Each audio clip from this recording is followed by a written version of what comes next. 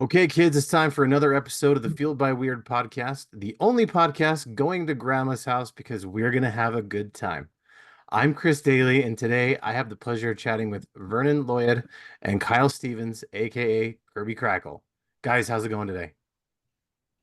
Doing awesome. Fantastic. How are you, man? Great. Very excited to have you guys here. Now, I usually like to start these things off with a bit of an icebreaker question. So today's question is, what is your biggest phobia? And either one of you can go. Well, I haven't seen Kyle since about 2016 because one of mine is flying. Oh, I do not like to fly. And in fact, the boys in my band used to have to kind of B.A. Baracus me a little bit to get me to fly. Mr. T. There are stories. There are stories on that one. But yeah, flying for me. That's like when they put the thing in they put the pill in Mr. T's burger. He took it the first episode. He said, not falling for that. So he took the other one, but it was the original one. And then they like 5 different switchbacks and stuff. And eventually it got too complex. We're like, what are we on? Yes, yes, indeed. That I can't even remember my journey through SeaTac coming home the last time because somebody went to a dispensary and got edibles, and yeah, that's the only way they'll make me fly. It really is. They better put the horse down. Oh wow. Terrified of it, man. Well, I thought you were going to say me first because I haven't seen Kyle since 2016. I was like, oh no, I'm triggering you. This is good. This is a healing opportunity. Mine is centipedes. Okay.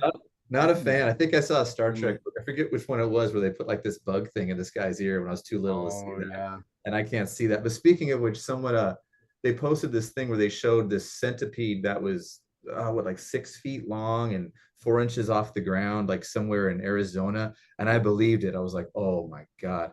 And then it was just AI, basically. It made the rounds and it was AI. But this thing looked like prehistoric, but small enough that I would believe that it was still real somewhere, like in Southern Hemisphere or something. I don't know. You know, It, in one of those hot places like that, I would totally believe that would be a thing that would be real. holy Christ. Tremors. Yes. Yeah, reminds me of Tremors, man. Yep. No, thank you. Yeah, I think for me, and I've got a few, like I'm sure we all do. I think, my biggest one is probably spiders. It's pretty bad. I know when I was younger, speaking of Arizona and hot places, my parents used to live in New Mexico, and my dad said driving down the street, or driving down the road, the spiders were so big you could hear them crunch under the wheels of your tire. Uh-oh. And I was like, no, thank you.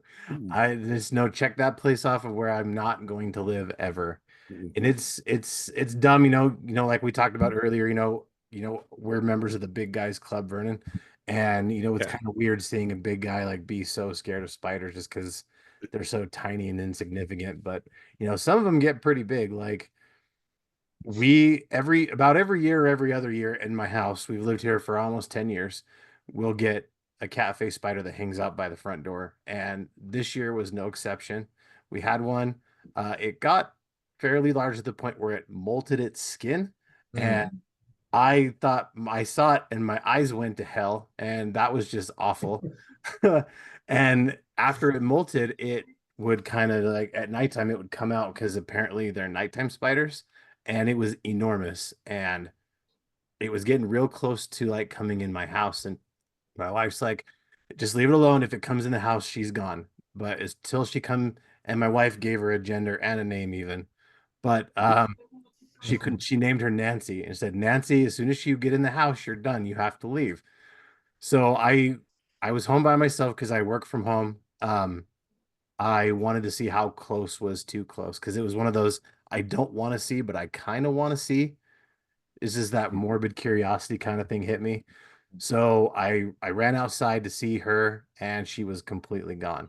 And I thought, great, the first thing anyone's going to say is I did it. I got rid of the spider. And that's now I'm just going to go on record and it wasn't me because I was home by myself, which clearly isn't a good defense because no one's here to prove I'm my innocence. But apparently she was so big you could see her from the street and there were a lot of hungry birds hanging out by our front door that day. And so my wife thinks that a bird just came up and snatched it and took away. But Whoa. It was so big that when we'd go in and out of the house, I'd go out of my way to go around the porch and kind of just go on the front lawn because I'm like, I don't want that thing dropping on my head because I'll just have to burn the house down. And I I don't thought want this to was do going to end with her like laying eggs in your belly button or something like that when you're sleeping. That's where I thought this was going to go. There Sorry. actually, we did find an egg sack about 3 feet away from where she was kind of hanging out, and we got rid of that. So kind of like that, but Oh, yeah, nice. just she was just gone, and my wife posted that she was sad because the spider was gone, and everyone's like, "Chris killed it, huh?" And I was like, "No, it's not me." So yeah, it's kind of a funny story, but yeah, I'm spiders is the big thing for me. Understandable. Yeah, and I yeah, tried to do it's like a put a cup over a spider Totally. guy. I don't know why this has happened the past couple of years. I'm just trying to, I don't know, trying to change my whole personality basically. So I try to save the spider and take it outside. But if I miss, then you have to burn your house down. That's the rule. So yeah, yeah, that's, yep, and I'm you right have there my with house. you. Yeah. You And guys, you guys would love the spiders we have around here sometimes. nope, Uh, I'm super here in good. here in Florida, we have a wolf. They call it wolf spider. I've heard of those. They're outdoor, but they're not dangerous. They are terrifying, but they're Yeah. not dangerous. I was going to the post office. This was like 2 months ago. It's a little bit of a windy day. The post office has some of those like sycamore trees, the large leaf trees. Some of those were coming down, and I'm like, okay, something hits my leg, and I assume it's a leaf blowing by on the sidewalk. And I look down, and there's a spider on me that was the full, like on my whole leg. My leg, like the whole side of my leg, was a spider. They're like ceiling fans with legs. They're like, yeah, those things are terrifying, but again, they're not dangerous. Yikes. That's awful. I did scream like a girl, I, like a I small. no judgment here. I would have done the Scream same like a me. thing. But yeah, I'm with you too, Kyle. I'm centipedes kind of gross me out, just any kind of bugs like that, or just yeah, no, thank you. And Vernon, when it comes to flying, I have to say I'm probably in the same boat as you as well, because I've actually never been on a plane in my almost 40 Wow. years of being in existence. And it's not even just because for a lack of effort, I just haven't had to go anywhere that required me to get on a plane. So I think when I eventually hit that time, it's going to be terrifying. But um, I want to say I at least did it once. But yeah, I've never done it. Just the thought of it's terrifying. But yeah, I mean, I haven't had to go anywhere long enough that a drive couldn't get me there. So yeah, we'll I kind was of see. forced by employment. That they made me fly the first time I worked for a company. We had a company car. This was back in my old working for the man days. But they gave me a company car, but it was too far to drive to this meeting. I was literally Wow. 100 miles outside the range, right? So Wow. they fly me. My first plane was kind of like a Volkswagen bus with wings. It was a Oh, very small twin prop plane. One of the seats was duct taped down when I got in there to sit. And the only reason that I did not white knuckle and scream the entire flight was that the city I lived in, Abilene, Texas, had an Air Force base nearby. And there were a lot of people that were also flying over to commute from Dallas. Those people were having a party. They were not concerned in the least. That was the only reason. I would have been screaming the whole time. Like literally, it was terrible. Yikes. That's why I still hate it. Yeah, I don't blame you. All right, guys. So now kind of I want to switch gears and talk about, the kind of things that you're into, your hobbies, your interests, the things that, essentially make up who you are and fuel your weird. So, Vernon, let's start with you. What's kind of some of the stuff that you're into, your hobbies, your interests, stuff like that? Okay. Ooh. The things that make me weird, I guess, would be I'm kind of obsessed with gaming. I'm a gamer. Okay. I'm original gamer. Like I grew up in a world with none, and then have been around my whole life. Nice. So I still do it. I have an arcade here, just off the side over here. I have a little arcade of my own. Into that, and family, pretty much these days. But I was very proud to be a member of Nerd Music's uh, group for 10 years, 12 years, something like that. So I went back to doing basically what I was doing prior to that, which was just I'm a DJ, I'm a host, MC, weddings, stuff like that. That's what I was doing before they found me, and so I've kind of gone back to that. But I'm always going to be a weirdo when it comes to gaming. I'm a little bit of a I don't want to say I'm a gatekeeper, but I'm a little bit of a snob. I am. I'll admit that. Fair enough. Yeah, I Pretty much me. I try to dabble in games a little bit. I don't make nearly enough time to play. I think I'll sometimes just grab a game like, ooh, I'm gonna play this game, and then I just bring it home, and then it just sits there, and I never play it, and it's awful. I need to get better at it, but yeah, gaming's something I really like to do. That's cool. But wait, something's wrong with doing that. I do that a lot. I have there's a whole shelf behind me of games I haven't played yet. It's Yeah. like, Yeah. It's collecting is kind of part of it. Yeah. I don't know. It always keeps it's entertainment. I've always been in entertainment, so anything that's entertainment adjacent. And I've always had a.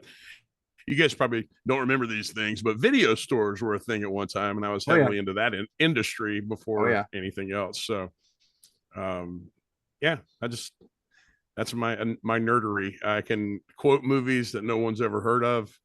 I can bring up comic book characters in casual conversation that people dare me to prove exist. Yeah, I'm a Gen X nerd. There you go. Pretty much, that's me. Awesome. Nice. Kyle, what about you?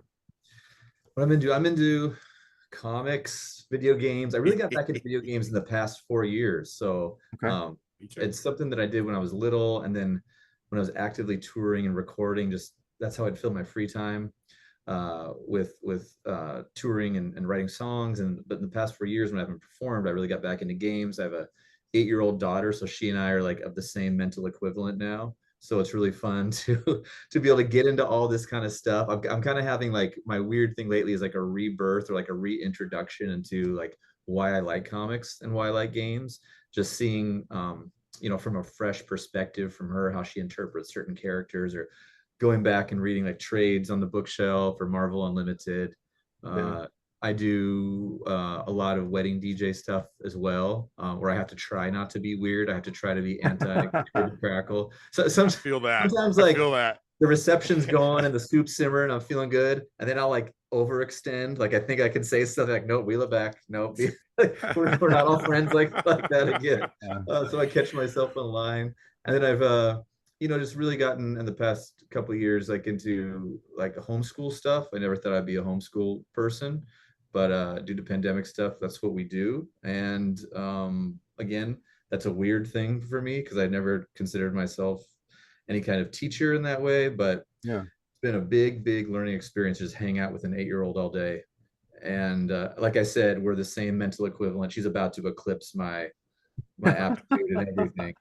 And then I will learn from her. That's what I'm trying to say. Yeah, I get that. My youngest is 8, almost 9. So yeah, I'm right there with you. That's very cool. Oh now, man, these are the salad days for you guys. This is the best time.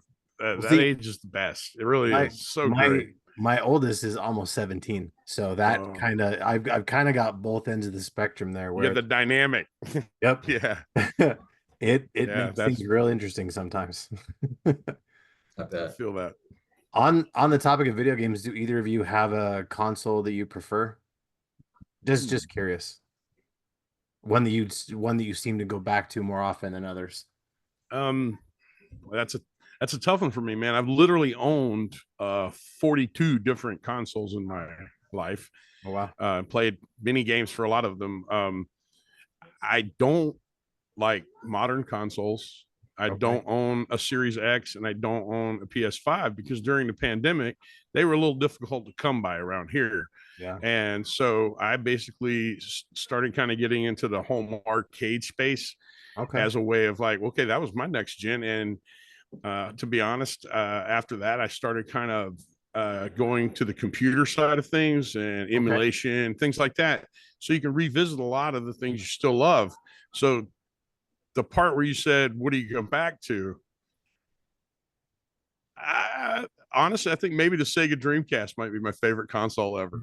Okay. I keep coming back to it. I play the game so many times, and I keep coming back to it through emulation now because my Dreamcast is long dead. Yeah.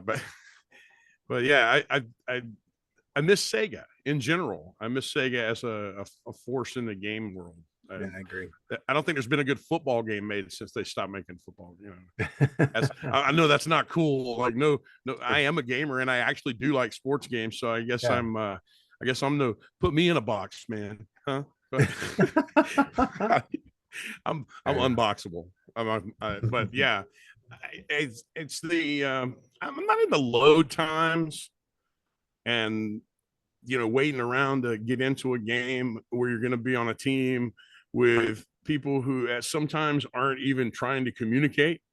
They're just making a weird noise randomly, or they want to teabag you, and it's just not fun. Sure. As a kid, when I was growing up, arcades were my introduction to video games, so it was fun. It was also part of your social life. It was. I think honestly, we lost a lot of that aspect of gaming towards the end of, say, the N64 and the Dreamcast were some of the last that really promoted a lot of on the sofa multiplayer community type gaming, which I think has been a loss for the world. It made people closer back in the day. You always get together with your friends because John got a new copy of a game that nobody else had yet, so you'd go over to that guy's house and hang out. And so I guess the modern style of console gaming has kind of turned me away, and weirdly enough, towards computers. I game on Steam more now than anything else. Oh, nice. Yeah, I think they're starting to get back into that, multiplayer couch co-op that it's not there big yet, but it's starting to get there, I think, because I think, kind of like Kyle mentioned before we, went live that, the 90s is coming back. And a lot of the big thing that was big in the 90s is that kind of, like you said, where someone buys a game and you all go to their house and you all get together and play. Because, for the longest time, the only way to play is, you get online, you have to connect on the web and you have to play that way. You can't really play, just in a local game anymore, which is why I've kind of personally shifted to, one player solo story games just because I don't want to depend on having to find someone else online to play a game with. Because like you said, sometimes those people don't talk to you, or sometimes those people just want to talk crap the whole time or whatever. But, or yell one profane word over and over. So very rarely will you find that genuine connection. I've been lucky to, periodically find that, but it's few and far between. So I think that way is coming back. And I used to play on Steam a whole lot, but my primary gaming computer kind of took a dive and I haven't been able to replace it yet. So I kind of miss Steam a little bit. Oh man, that's a drag. Yeah. But Kyle, what about you? What console? Yeah, just lots of memories brought back when you guys were talking about on the couch with your buddies. Like, that was I forgot about Dreamcast. I was like, my early 20s when that came out, and I remember it was like such a big thing. The physicality of the controller was different. It was kind of like the Wild West. It was just very, very cool, very different.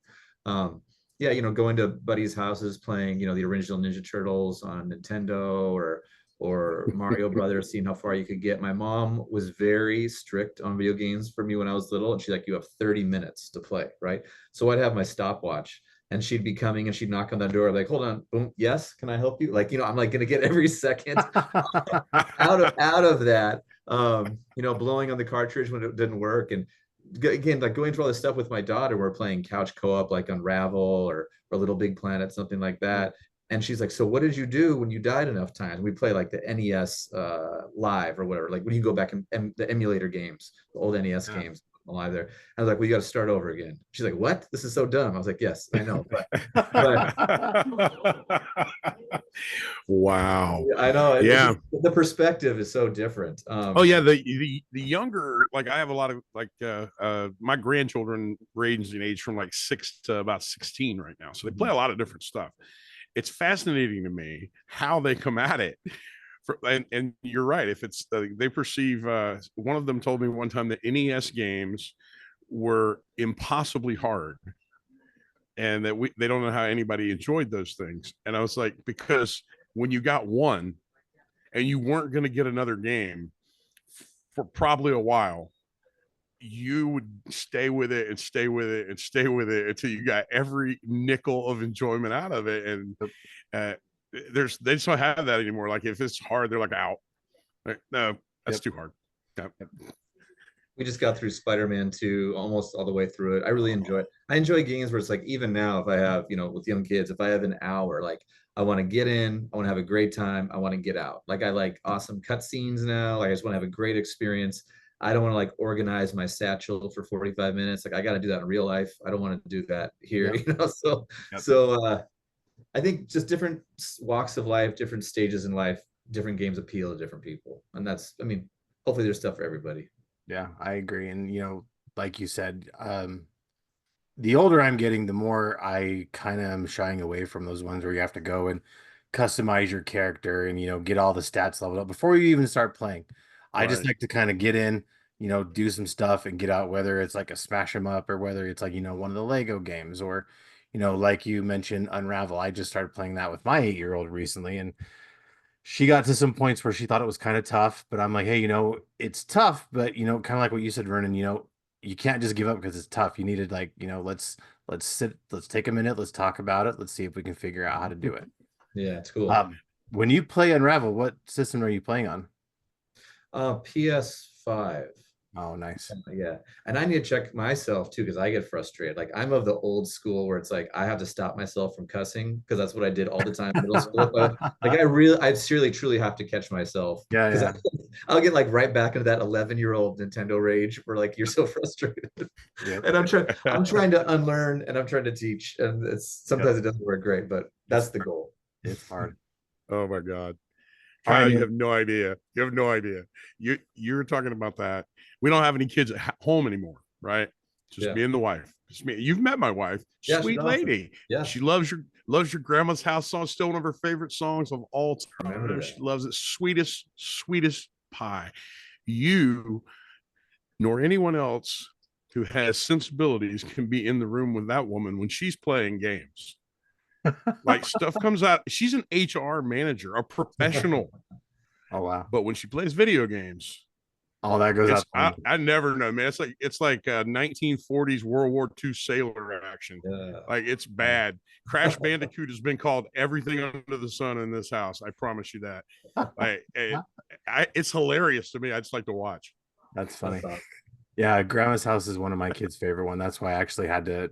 Every time I do a podcast, I always try to customize the intro a little bit. So I kind of had to throw a little bit of a nod to Grandma's house in the intro. So that's kind of funny that you brought that up. It's a great song, man. Thank you. Absolutely. Somewhere I have a recording of when she and I did that, the "Honey, You're Weird, But I Love You" part that comes on. Yeah, I was like keeping tempo. I was like, hey, I want you to go, "Honey, you're weird, but I love you. Honey, you're weird, but I like," just say it over and over and over again so we could cut it. And she's like, what do you want me to say? What kind of weird thing are you doing with this? What are you doing? What are you gonna do with this?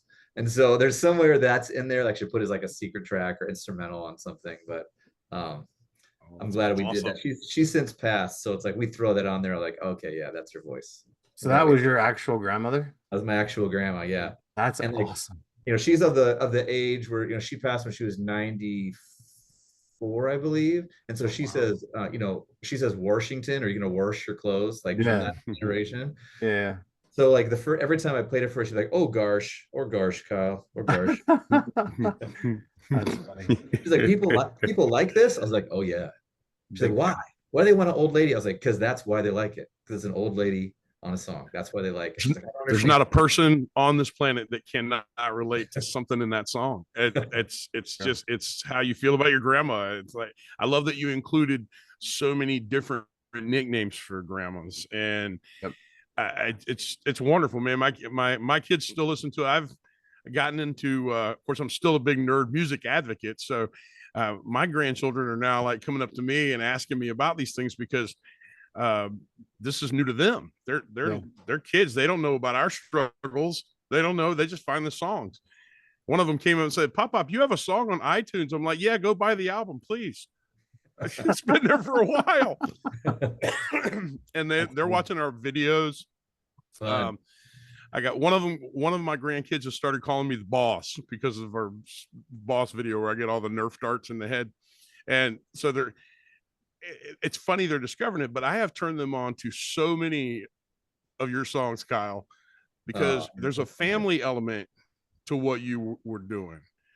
You were making a lot of points back in that time. Like I don't want to speak for all our artist friends during that time, but we all had kind of our own thing going on, writing songs during that, that I like to call golden era stretch for us. And we all kind of had our own thing going, but like Sci-Fried frequently tripped the line of, is that dirty? Is that, yes. The answer was yes. I always double entendre everything I did on purpose. It was part of the comedy of our bit.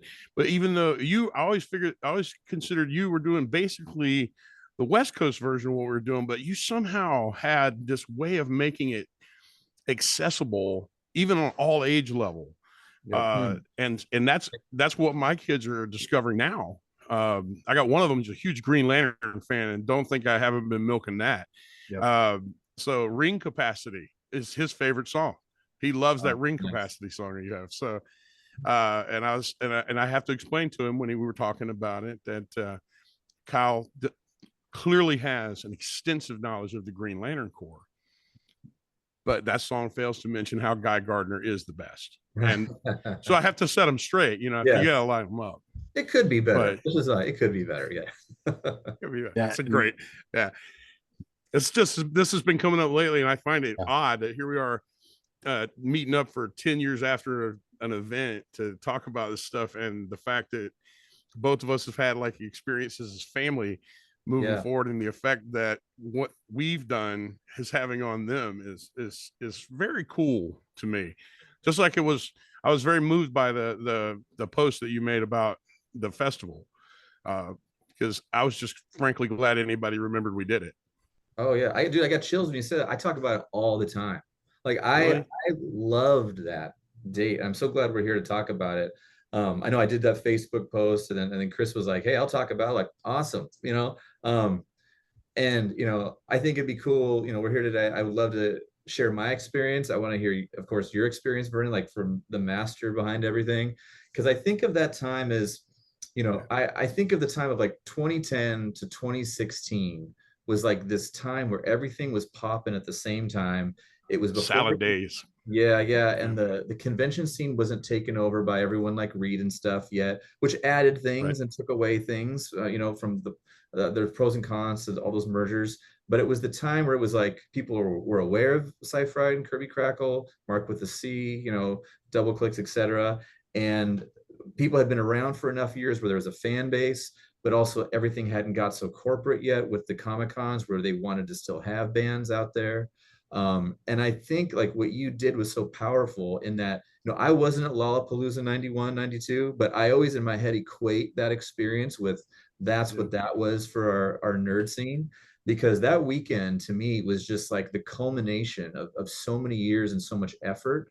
And the fact that like you harnessed everybody for those 3 or 4 days, and just what it was like in my head, I have a version of what it was, and I'd like to hear your perspective, see if I imagining some of this, but I think it was probably better than how I remember, because it was like we got to all do what we did best in a venue that seemed pretty much accepting for kind of like a commune situation. I felt like that kind of happened that weekend.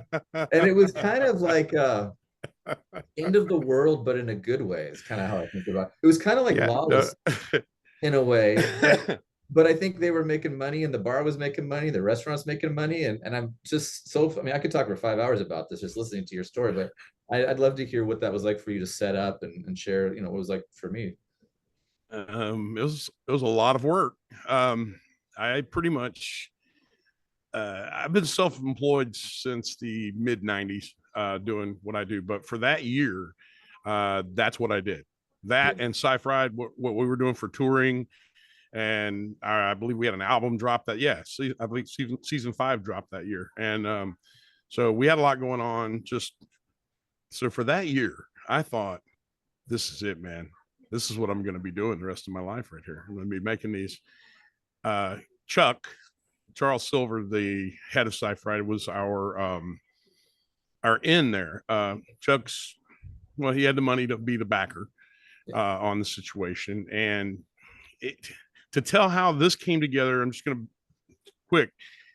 2007 was my introduction. That's when Sci-Fried formed the band. At that time, we met at conventions. Fan conventions of that era were the smaller variety, where you could get a ticket and you meet all the celebrities and they'd sign everything you had, and they hung out with you in the lobby at the piano bar because there was nothing else for them to do, kind of era. So one time somebody goes, there should be a band here. And that was literally the idea that birthed Sci-Fried. Mm-hmm. And so taking that notion moving forward, that's how we played. We played at conventions. We played every convention we could get booked at, and they were hungry for this. They had no entertainment options during this era. So we were getting booked all over the place for conventions. In fact, in 2010, we did a tour called the Year We Make Contact. It was an all convention tour. But during that year, we booked venues in the same cities that weren't nerd adjacent, that weren't conventions, just music venues in each of those cities as we toured around. And we discovered a lot of people loved this music. I expected to get booed out of the building playing songs about Mr. Spock at a club in Miami where Marilyn Manson did his first set that looks like an intro for Rock Band, like the first with a big hunks stuff hanging. It was scary, man. But they were throwing up Spock hands in the middle of the show. We were like, wait a minute. This shouldn't be a segregated style of music as it is. This is something that everybody is open to hearing. Everybody likes this. Everybody's got a little nerd in them. So we started doing that. And then we heard about Nerdapalooza, the forerunner of Orlando, what we did for Nerd Fest. We went to Nerdapalooza in 2009 and we were like, our minds were blown. We had no idea there were this many artists. So we, of course, got in the scene too. We started opening doors for others. We kind of, all of us were sharing contacts, sharing venues, sharing tour schedules, getting together to split expenses. We were forming what basically the convention, we were the alpha test for what the conventions ultimately did by rolling in and taking them out. And we showed that this could be done grassroots style. So when Nerdapalooza ended, they weren't coming back. We made sure of that. Those guys are friends of ours. We've worked with them on those shows. Chuck had the idea that we should do the festival. So I started having promotional experience. I started putting together what I, at that time, thought was a 3-day festival. Then Eric Wright, Chozo, came on board, brought a whole nother aspect in. So the whole time we were planning to feature nerd rock, comedy acts, rap, nerdcore, and VGM chiptune guys. That's pretty much the plan. Let's get us a nice tight thing. Through the process of promotions, Chozo gets in touch with Tommy Tallarico and the Video Games Live thing that was going on at that time. And next thing you know, we got what we can get Nobu Uematsu. What's happening now? Things just kind of from our end during the promotion side of things, signing bands. Like I knew exactly who I wanted to book out of the gate. You were one of the first calls. And I went straight to West Coast because, when you're on one coast, of course, your favorite guys are on the other coast. That's just how it works. So I think I got you guys in the megas squared away real early on, Lars, real early on, like West Coast. And then it ballooned into a 5-day festival. And it was bigger than anything we could ever, bigger than we had imagined. And it kind of got a little big for its britches. But what we were trying to accomplish at that time, and we had just launched Nerdy FM, was to show music fans that nerd music is a genre that encompasses different styles, but absolutely belongs together. I'll give you more examples. Christian music is like that. Contemporary Christian radio, they have every song that comes on as a different style, but it's all considered that genre. I have always felt nerd music is that way. It encompasses novelty music. It encompasses alternate rap styles and alternate rock styles and things. I think there's definitely threads, and that was what we went to prove during that festival. And I think, or at least I hope, that's what anybody walked away with, because that's what we wanted. That was what it was all about. That was the through line. The through line here is we're all the same and we're all connected by these artists in our music, our love of music. And I mean, from Steam Powered Giraffe, who was crazy. That was amazing, you know. That was amazing. We had so many acts. Front a Lot with his whole band is just a completely different guy, you know. Like it was such a special weekend. It's probably the greatest thing I've ever been a part of. I gave a lot of effort to it, and I could not be more thrilled that, like I said, anyone remembers it, because I thought it was super special. It was super special. I think a lot of people remember it, man. I think, you know, I forgot that it was 5 days, and being, you know, especially coming out of Nerdapalooza, because was Nerdapalooza at that same venue, or that same hotel?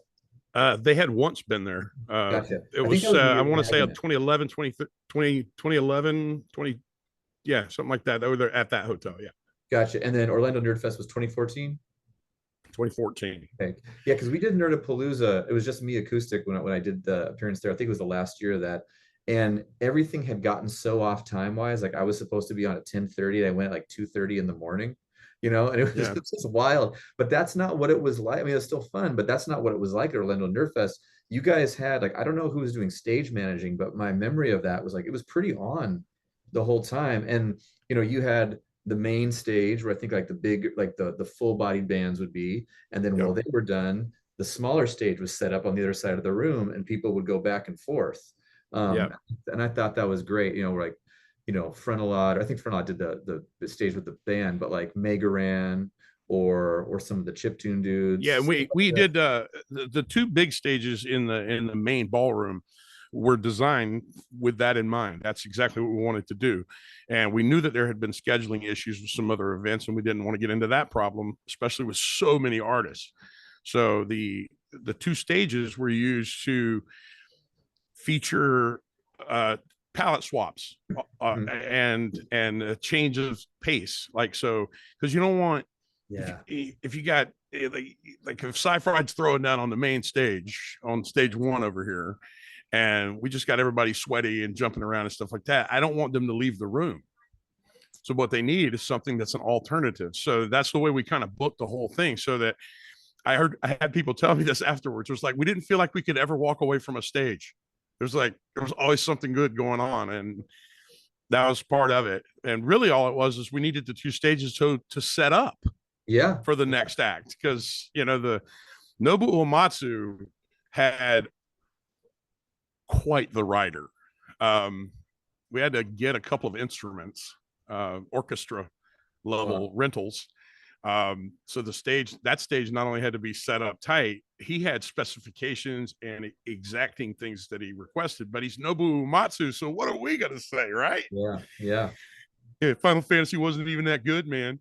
Yeah, I mean, it was surreal because of that. It was I still say it was part family reunion at the time, because there were so many. I mean, you know this, man. We've played shows with all of them.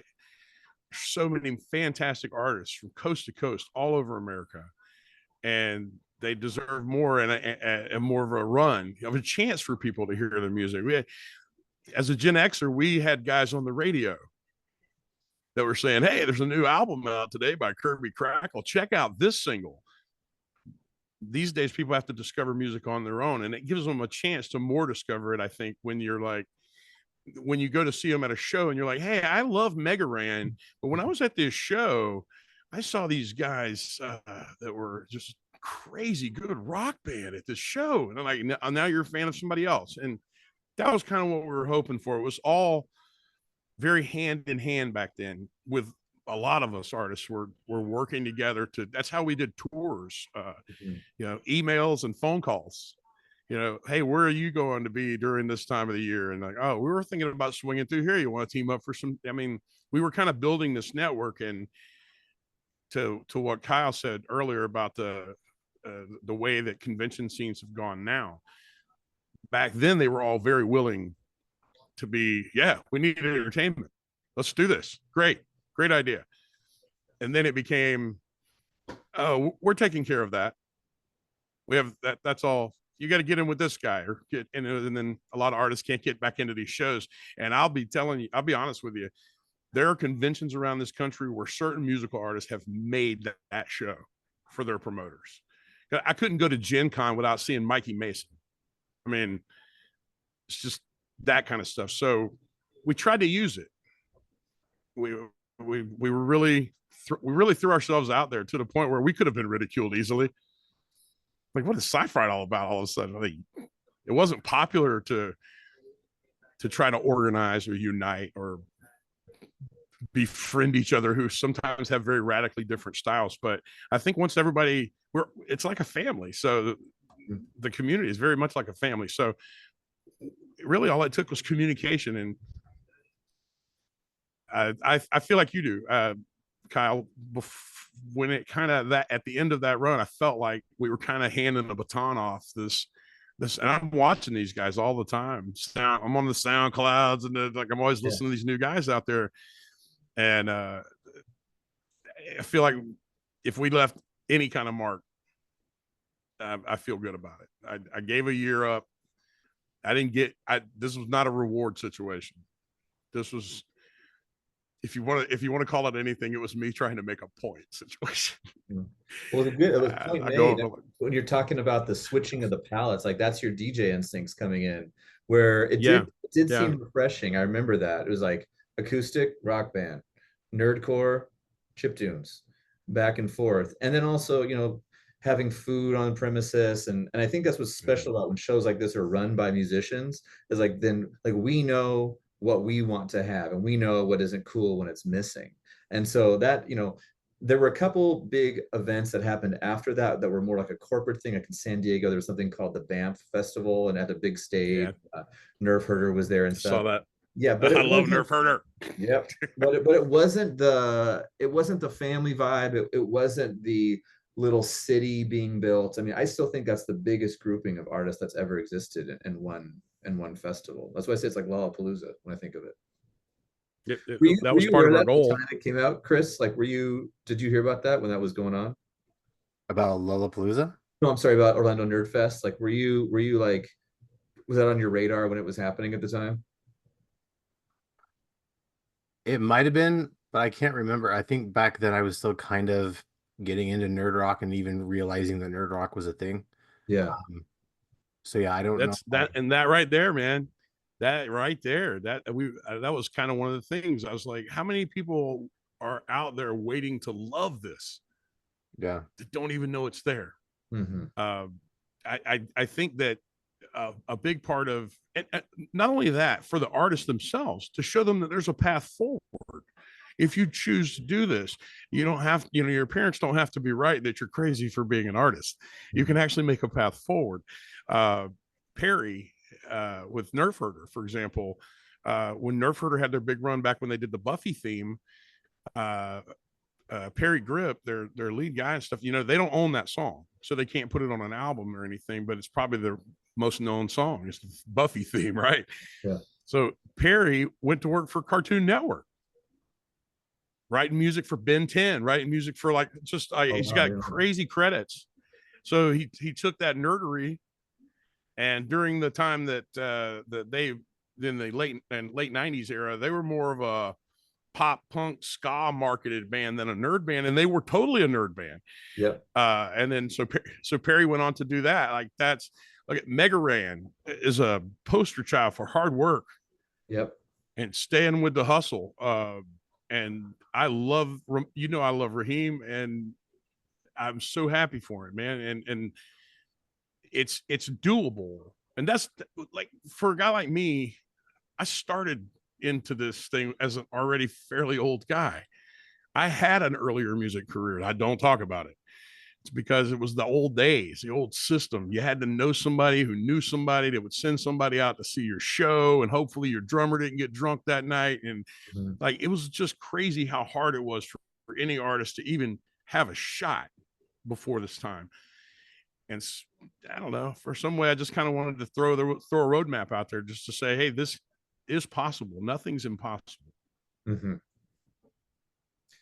Yeah, there were at that time, like 2014, it's interesting you say that, because I kind of felt like that too, where it's like I had a different music career before Kirby Krackle, and that I was always, when I'm thankful with Kirby Krackles, I had more success in 6 months than I had in 10 years in my prior thing. And so I was like, much like I think how you thought about Sci-Fried, like, okay, this is this is a rebirth of this. This is, let me take what I know from that time and apply it to this. So I think there were also two schools at that time. There were people like you or I and other people like MC Frontalot, et cetera, who had been in the game for a while, who were like, okay, this is really, really special, guys. Like, not, we don't get many chances at stuff like this.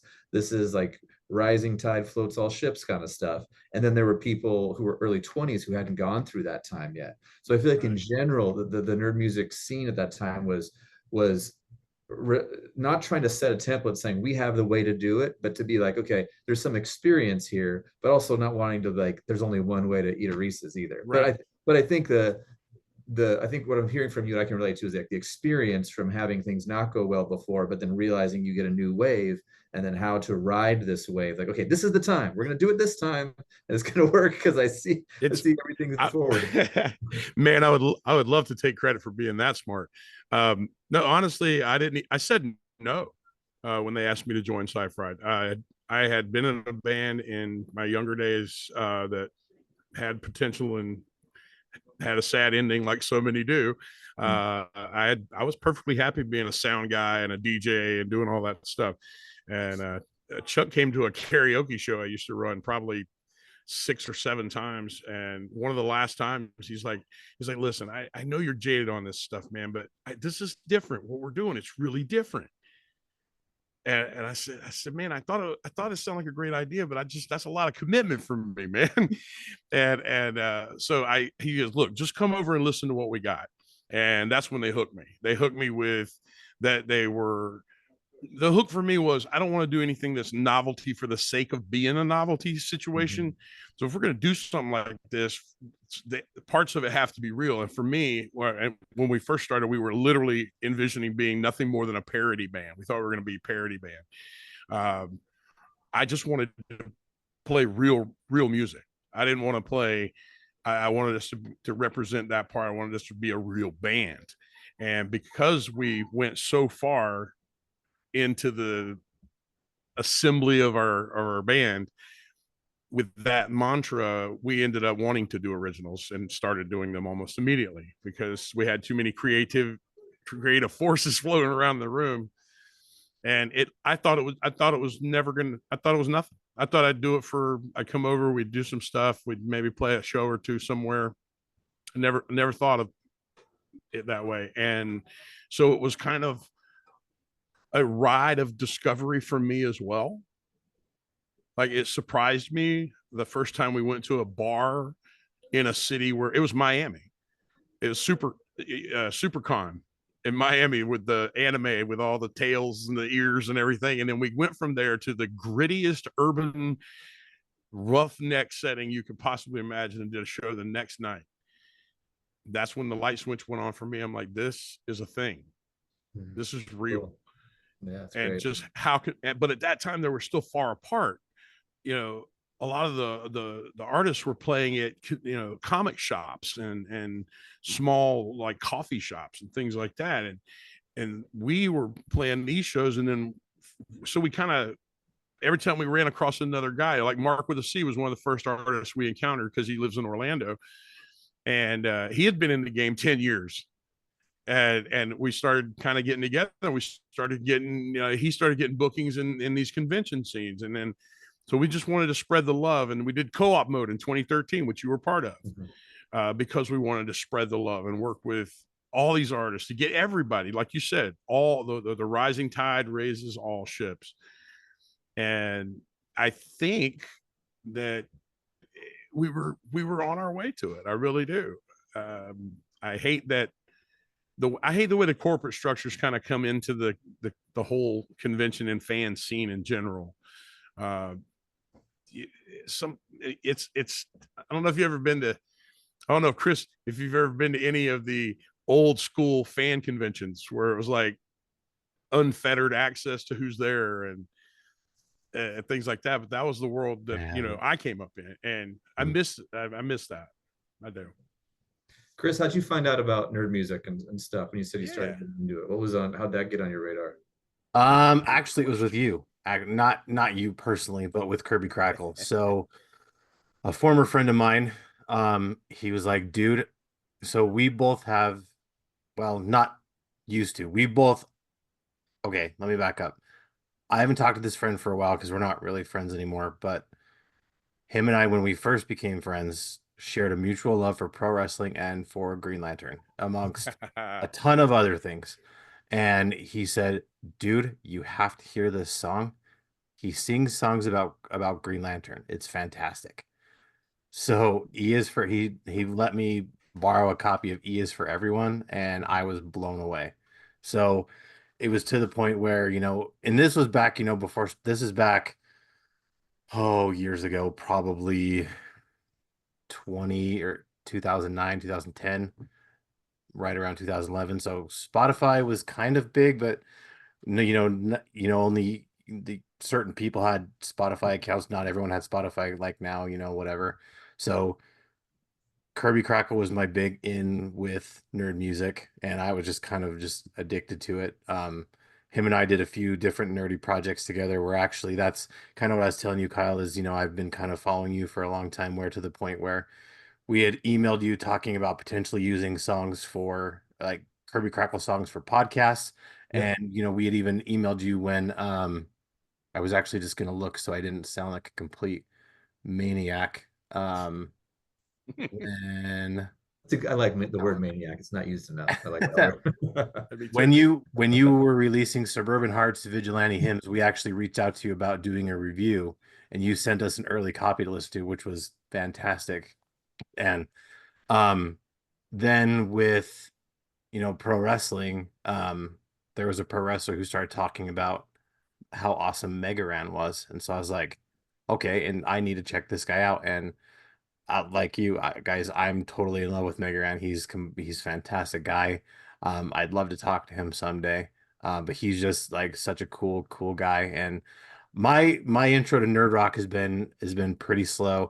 I actually, with everything you guys have talked about, I wanted to be like, okay, I need to make a list of all these bands I need to check out. I need to ask you guys like, hey, send me some recommendations because I would love to check out some more nerd rock. But yeah, so that's kind of how it started, just word of mouth, really. Cool. Yeah, Vernon could send you the 2014 bill, and that's like your encyclopedia there of everyone to listen to. Oh man, yeah, like you Everyone really, listening to this. we had a lot. We had everybody, man. I mean, we really did try to get everybody. It was crazy, but yeah, I mean, that's such a great story, man. That's how in a different era is exactly the same way I was exposed to nerd music. My first nerd artist is a person that you guys have never heard of. But he used to, this was from when I was a child, and used to buy albums off the TV, and they would put like these collections of funny things together, and you could buy them. And that's stuff that was my like Dr. Demento type stuff, Yeah. really. Okay. So I came from that filk type Yeah. back. That was my introduction to it. And then Tom Lehrer, Weird Al, of course. Weird Al was the first artist that made me think, you don't have to be funny with their music you're making. His band, most people don't really realize this, but his band's the same band he's always had. Yep. And when you hear them ripping off Nirvana, and they got like some guitar rips in there, that's the guy. They're not ripping that. They didn't copy that music. They're making it. They have a great band. It was one of the first guys who made the kind of music I did. I was like, whoa, this is a band. Yikes. And then the early 80s, my high school time, back when it was so tragically uncool to be a nerd. You had guys like She Blinded Me with Science, Thomas Dolby, or The Clash, Devo, stuff like that. In those days, it was really, I always thought it was the same kind of stuff.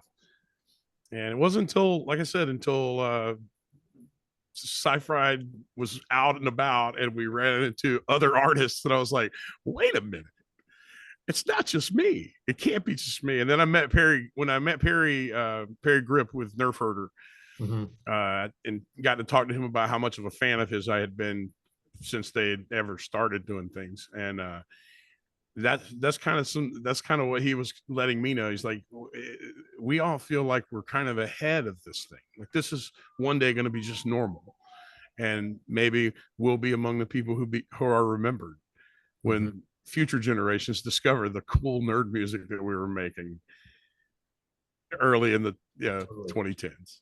So Yeah, for I sure. like that. By the way, Kirby Krackle is on constant play at this house. Oh man. That's the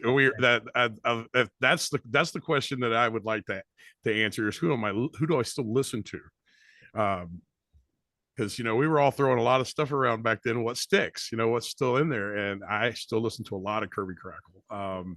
So nice, I man. still Thank listen. Dude, man, you just had this. I like the way you write.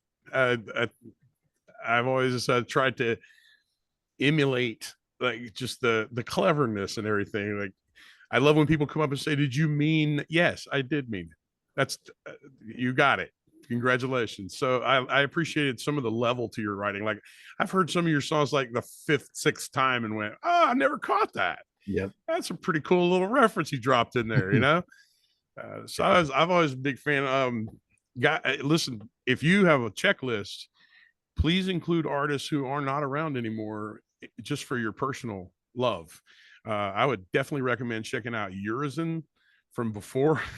They're not around anymore, or the Boss Fights from LA. Fantastic groups that were short, little for just a brief time, but man, fantastic work. Yeah, fantastic work. Boss Fights, they had so much talent. They had too much talent for one band to hold them. Those guys are all awesome. Doc Ock, those dudes. We really bonded with them, and a lot of the artists we worked with on Co-op Mode in 2013, which just was our first contact with some of these guys. I think we met Kyle. I think we met you at Nerdapalooza. Yeah. Before we did Co-op Mode, yeah. But there was a couple of people on Co-op Mode that we had never met. We just were fans, and we reached out to them, and then became part of the network, part of the guys we would call and ask things. And we included a lot of the guys from the Fump out of the Demento line in that work. We had a lot of nerdcore guys. Fantastic. Didn't get to work with Mega Ran on that one. Had to wait for our last album, which we never got the tour for. That was the literally the 2017, our last album had the track with Mega Ran. I was like, yes, I'm going to get to sing this with Mega Ran. And yeah, then things abruptly ended. Yes, never I know. Say never. Someday. I'm still alive, and he's coming to Lakeland this year, so where I live. So awesome. Well, that's why I was so happy when we discovered you guys as well, because there weren't a lot of bands. You know what I mean? There was like you guys, H2 Awesome. There were a lot of folk bands like the Double Clicks, of course, nerdcore groups, but there wasn't a lot of bands. And I always, for a while I was like trying to figure out why that was, but I think it was like an age thing too, kind of in a way, because a lot of the bands were like, 5 years, 6 years older than everybody else. And that was because that's what you kind of did, is it was the time when you would learn how to play guitar with your buddies. And then I think when, home recording I think that's kind of the uncanny valley in their home recording, video games, other things that took up people's free time. And it kind of like dispersed or didn't take advantage of people who would normally learn how to play like a physical instrument during that time and form a band. So I always thought that was interesting to observe, like even just that 5-year difference sometimes was the difference of who was a band and who was a solo artist. And it makes sense. Yeah, I felt like that was that age range that you're talking about that were just younger. I felt like a lot of the guys that we encountered who were musicians from even today, on the musical side of things, you know how this is. Guitar players like to play guitar. And I think a lot of the musicians gravitated towards the VGM side of things, where you had guys like yours, and you had guys like here at Random Encounter, the Megas. Like those guys did fantastic work with VGM, and I think a lot of that was born not only out of their love for the properties, but out of their love for musicianship. If you're a fantastic guitar player, you got no room for vocals. We grew up with vocals, but it's not necessary. And so I came, like I said, as I discovered these artists as we were on our own journey, I was amazed by the skill levels involved in so many of these different groups. The DJs, the chip guys, insane. We were at the Nerdapalooza one year where oh, what was his name? I can't remember the DJ's name. It's good. I'm mad. I'm so sorry, guy. But he recorded the elevator talking between floors in the hotel. And by like the next day, he had a whole mix, a whole chiptune mix with featuring the elevators talking that he recorded when we were in there. I mean, just the creativity these guys had. Awesome. Really inspired me. Yeah, that was Huge. my inspiration to keep it going. And then there was the after hour stuff there as well. I have a specific story. Wait, this wasn't in the rider. I remember on the last night there was like a burlesque show or something like that, and that's got a little out of hand a little bit, and people went out to the pool, and I think I had a couple beers in me out of the pool, and the cops came, and I remember specifically bands get and people that were skinny dipping in the pool, and they walked out of the pool, and the cops were like, you guys got to get out, and they're like, why do we have to be out of the pool? Everyone bouncing around naked, getting out of the pool. And it's just burned in my head of like this situation. And then the story I always tell is my keyboard player, he wouldn't drink very much, like in general, but he was like, he had an Nalgene bottle of gin that weekend. So like, so it was party time. So we're like, where's Bryce? Where's Bryce? And cops said, out of the pool, out of the pool. And I look out and I see these eyes floating above the water. And he's just like this in the pool, just like no ripple, and the Nalgene bottle just hanging out. And the cops are like, all right, I think that's everybody. But he was just like, he was in the bushes in camo, hiding from everybody. And it's like still one of the funniest things I've ever seen. If you're I didn't know we were doing the behind the music portion of this Well, thing. hey, But yeah, I mean, I guess it'd be like talking about Woodstock without talking about all the mud. But like, yes, yeah, we first of all, our host, we're not going to go there, but our host that we hired, prominent person, was involved in a situation with a couple who maybe he perceived might be into swapping. And at that particular time, that caused a lot of hubbub behind the scenes. There was a lot of partying. Like there were parties everywhere. Everywhere. The pool was just it was pretty much NC-17 the whole weekend. We didn't have a problem with that. People were like, I don't even know half the booze that I drank that weekend. Somebody just walked up and handed me something, and hey, I made this. I'm like, no, that's right. It's Shire mead. What's in it? I don't want to know. I didn't ask those questions. I was busy during the festival hours because I was running the third stage, the jam stage. So I had the sound over there, and I was coordinating with the setups and everything. So I was pretty busy during the actual thing. But after hours, that's another story. So many parties, and this is one of my few vivid memories of the after hours. Stephanie Messenger, my parents' favorite music was it's like 4 a.m, and I'm like, I can't lay down because everything's spinning, so I just need to walk, and I'm doing like the Thorazine shuffle around the Lido deck, and I'm barely moving. Next thing you know, here comes Stephanie. So I'm like, what is going on? Can you believe this? And she's like, this is the most crazy and wonderful thing at the same time. And we both kind of took a moment there at 4:00 a.m, right in the middle of this thing, to reflect on how awesome it was to have this.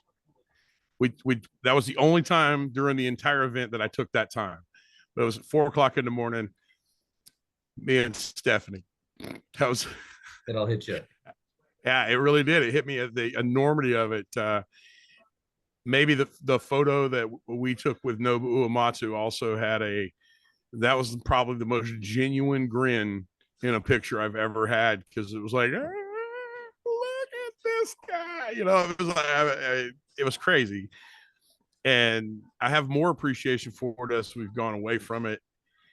I thought that it was something we could maintain. I but to pigeonhole it as like a one-off event of any kind of importance to me, man, that just means everything. It really does. It was a lot of work that went into it, and there was a lot of love.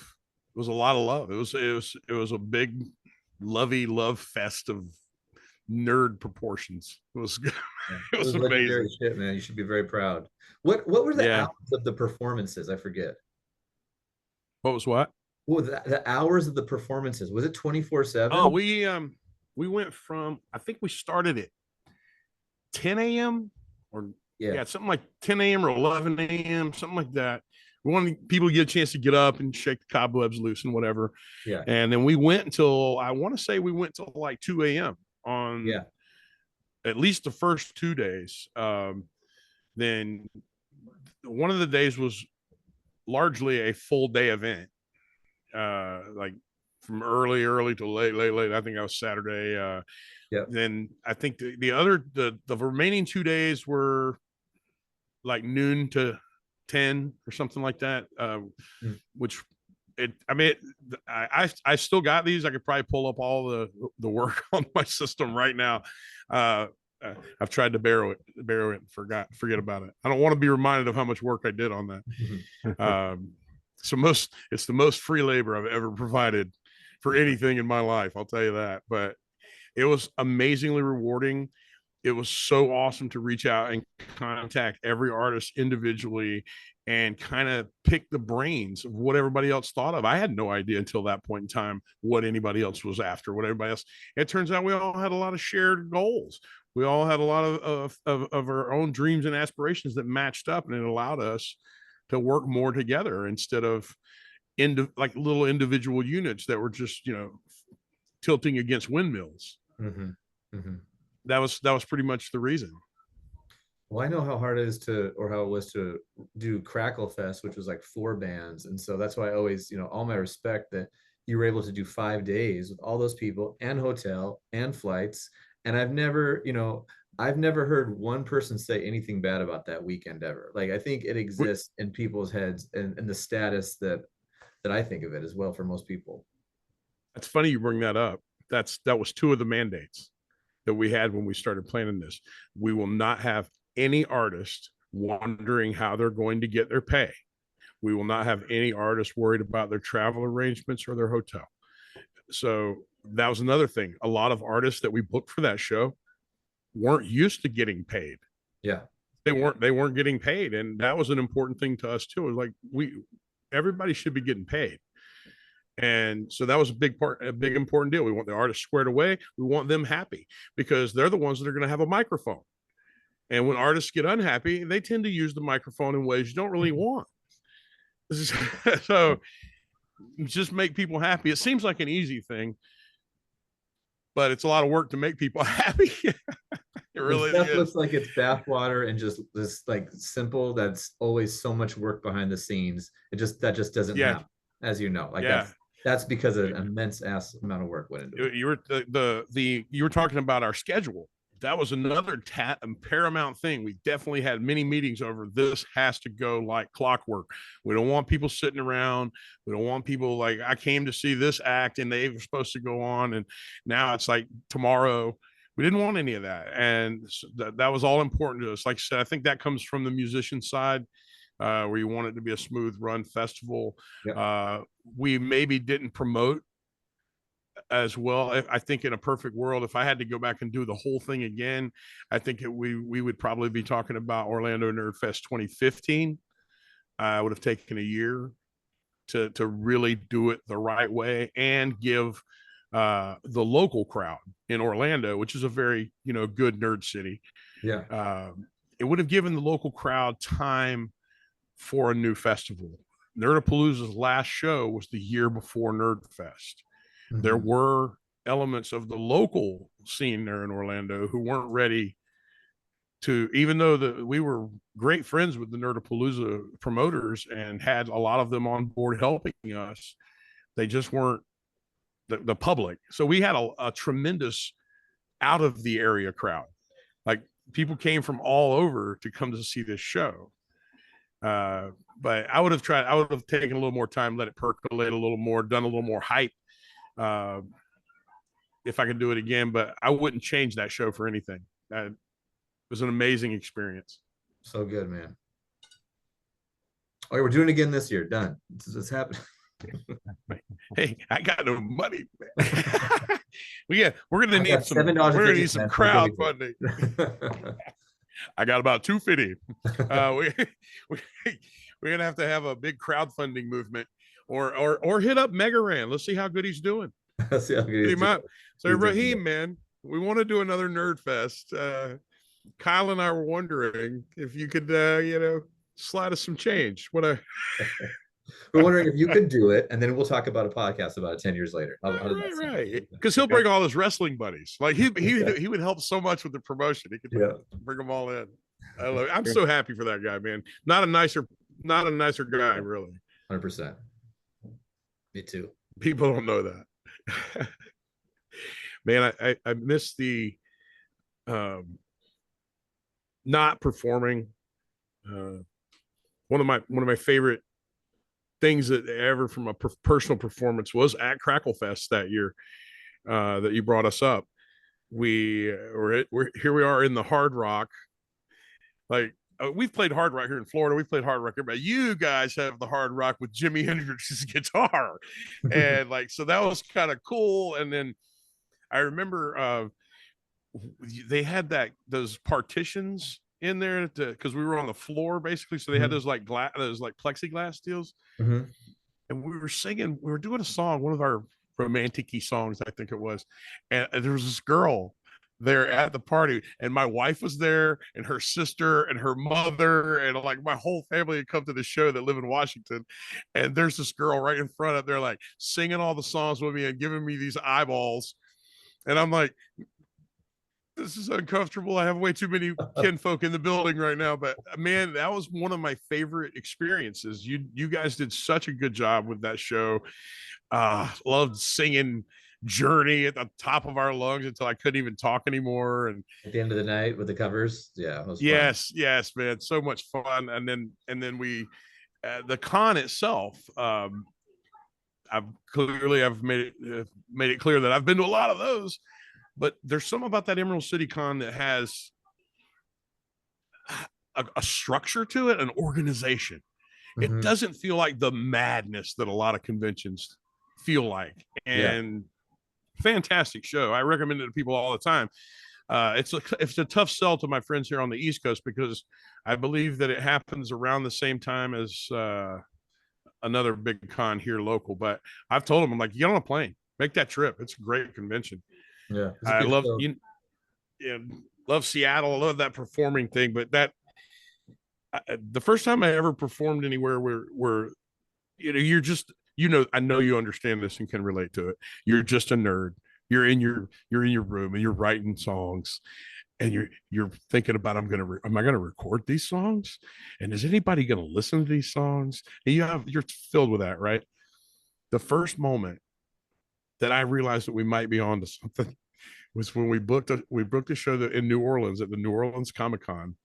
And the show I thought was going to be at the convention, but they booked it for this airplane hangar 2 blocks from the convention. Whoa. Big venue, huge venue. And so it was the Consortium of Genius, the COG. That's who we were there playing. They hooked it all up for us. And we go, and there's nobody there. We show up and there's literally not a person in this jumbo arena thing. And we're like, what's up? He goes, just wait. As soon as the convention let out for the day, 5:00, they had a New Orleans street party, like a death, like when they have the funerals in the state, they Pied Pipered an entire crowd over from the New Orleans Comic-Con and filled this hangar up in minutes when it happened. And the COG brought us, and it's their town. So we're like, yeah, we'll be after you. And they're like, no, we want you to be the headliner. And I'm like, whatever you want, man. So they did their thing. He leaves. First of all, he left his theremin connected while we were playing that thing he has on the set. And I played with that during our whole set. It pissed our guitar players all off. They were all mad at me. It was the whole time I'm the whole time. Anyway, during our first song, we start singing, we're jamming, I'm very animated. I take a pause, I look up, I flip my hair back, I look out in the crowd, and they are singing my song. Hell yeah. And I'm like, how do you even know it? Where did you get this?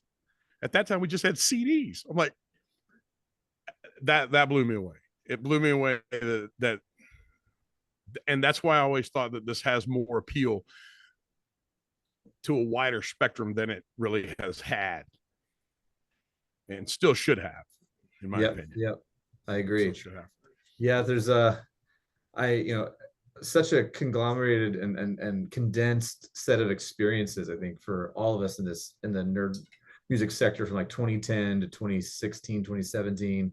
And I think, obviously these past 5 years have been vacant from a lot of us touring and stuff like that. But I do believe there is a second wave at some point. I think it's just kind of goes like this. Life is like this. So my hope is someday, should you ever choose to do a show like that again, or Krackle Fest happens again, that we can see, have this kind of rear view mirror reckoning of what worked, what didn't, how things have changed, how the world's changed, etc., and put that into the future. So oh yeah yeah, I know exactly what I would do different now.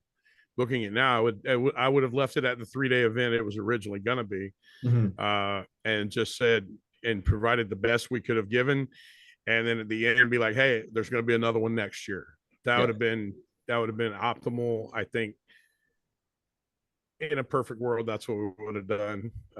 There was a triumvirate of us. There were a lot of people. It wasn't, I mean, I did a lot of the booking, but there was a lot of people worked on this thing, and we all gave our blood, sweat, and tears. And I am, man, when you put that post out, I teared up. I did. I teared up. I'm like, oh, somebody remembers Nerdfest. Oh, thank you. Thank you for remembering, Kyle. So hard. Yes. I know Chris feels like he was there. So, he was there now too.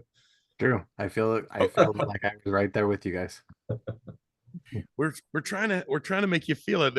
But you're right. It specifics your memories of the pool. I can remember specifically Urizen having a problem with the assembly of their giant robot man, which was kind of hilarious. I mean, it was literally, it's like an unfiltered version of MacGyver was going on with the crew and how they were going to get this thing to work right. Just stuff like that. It was, and because I moved around a lot and I wore a lot of hats during that event, I got to, spend small moments of time with a lot of people that I care a lot about. I wish I could have spent more time with each of them. That would be my only thing. I wish I maybe had delegated a little bit more, so I could have maybe enjoyed being in the fraternity of musicians that were just there that week. It was so great. Yeah. It's hard to be a host and be in the trenches at the same time. That's always you were there to facilitate joy, which you did. So you're working. The man was working. I was working. Yeah.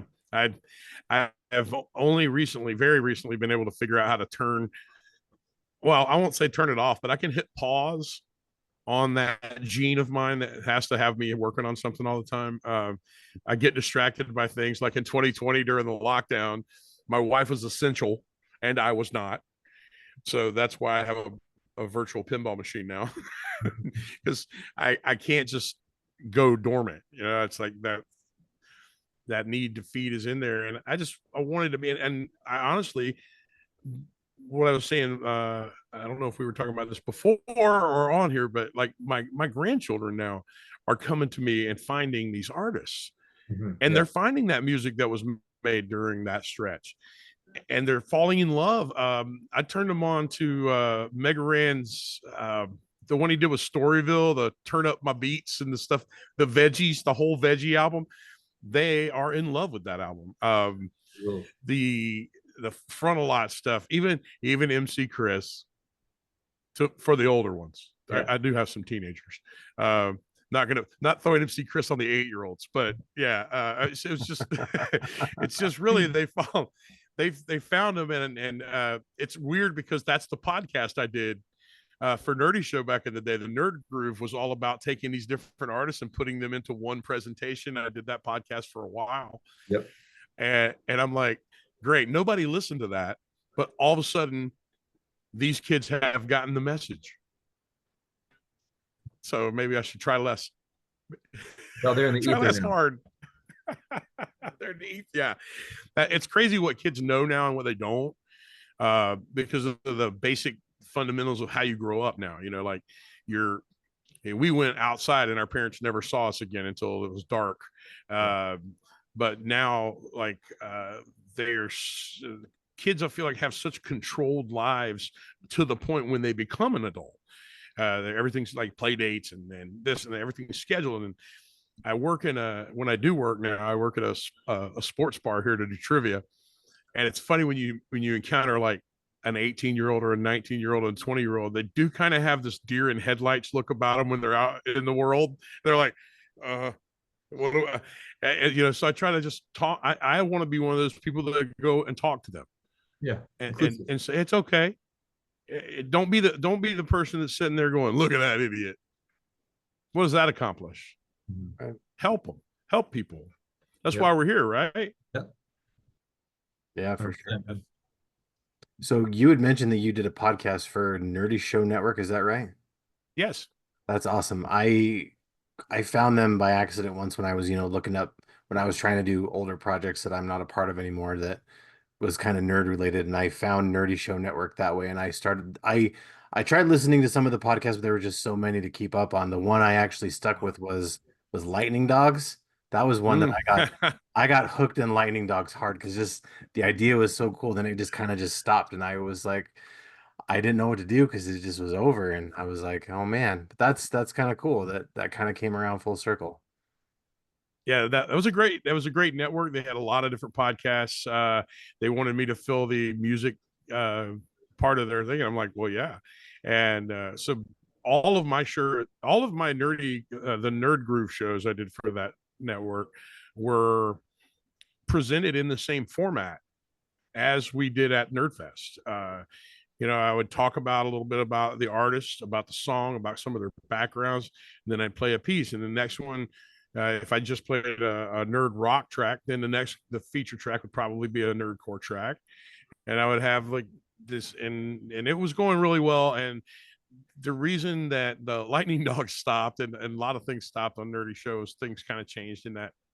I don't know the whole story at all. I'm not an insider by any means, but I know things changed. And you remember there might have been this pandemic thing that kind of put a stone cold block on just about everything we'd worked on. There's like the MCU. Yeah, for sure.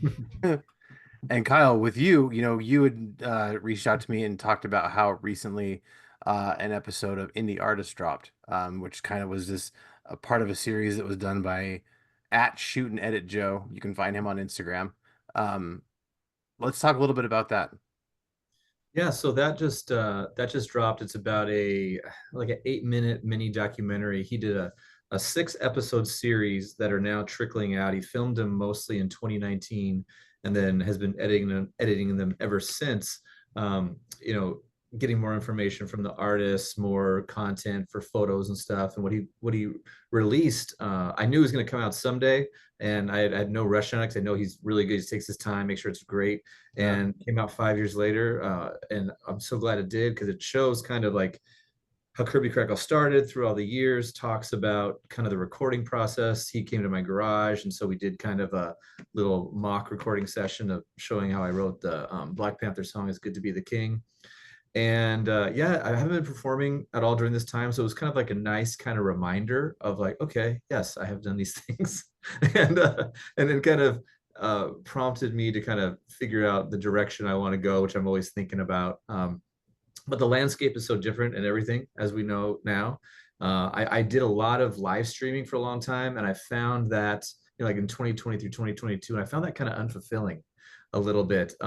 I realized a lot about myself during this time is that it's not so much to me about like the applause when I play shows, but it's about like facilitating experiences, which is why I feel so akin to Vernon when we talk about this stuff, because it's to create environments that when you see a lack of them. And I think that's what a lot of us in the nerd music sphere did, is like we saw, okay, there's I want to hear this stuff. This isn't out there. So let me use the skill, whatever skill set I have to create that. And hopefully it will communicate and like-minded weirdos will all find each other.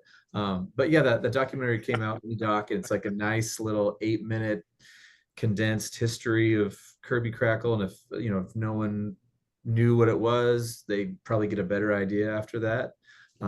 But yeah, lots of memories in there from all these different shows. There might be some footage from, there is footage from Orlando Nerd Fest in there. I think when the 2014 pops up. But yeah, it's having kids now. I mean, there's a theme that we're all talking about, like seeing this kind of next generation and how they are discovering, what we did or what we like to influence what we did. I remember years before I had kids, I would do conventions and people would come up to the table and ask about up, up, down, down, or booty do math or grandma's house.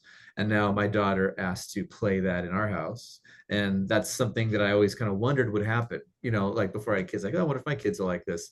And then the stuff they don't like is very interesting too. Like what doesn't translate. But yeah, it's interesting because my kids, they have this version of me. Like my oldest daughter saw me when she was 3, which was the last time she saw me play. But that's kind of like before her memories are formed and stuff. So someday I have this vision of, when I play again, she'll be like, what the hell? So that's what I'm looking forward to.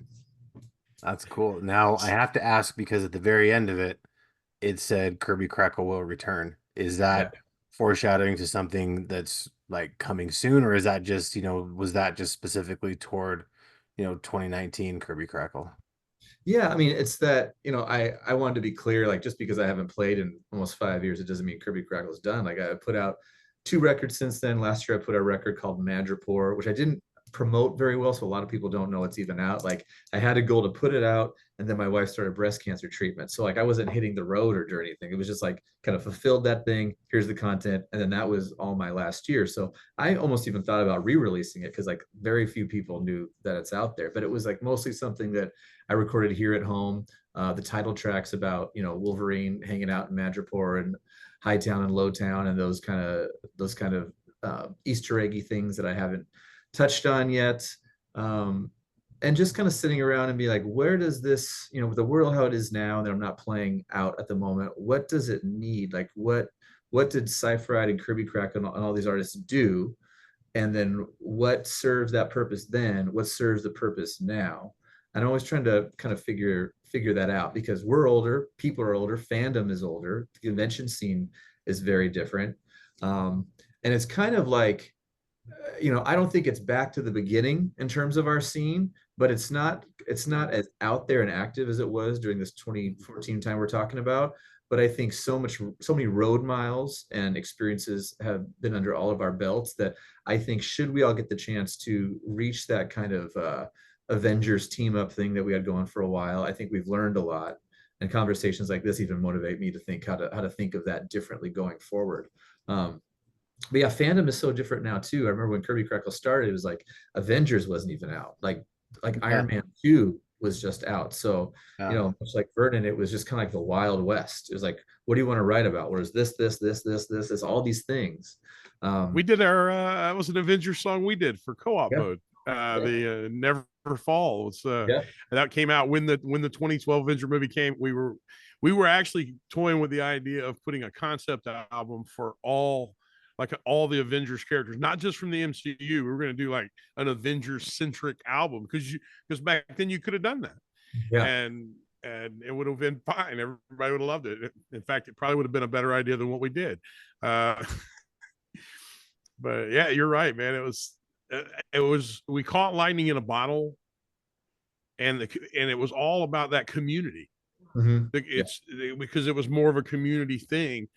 And pieces of that have moved on to the next generation. Like I have noticed an awful lot more nerdy references in mainstream music since that era.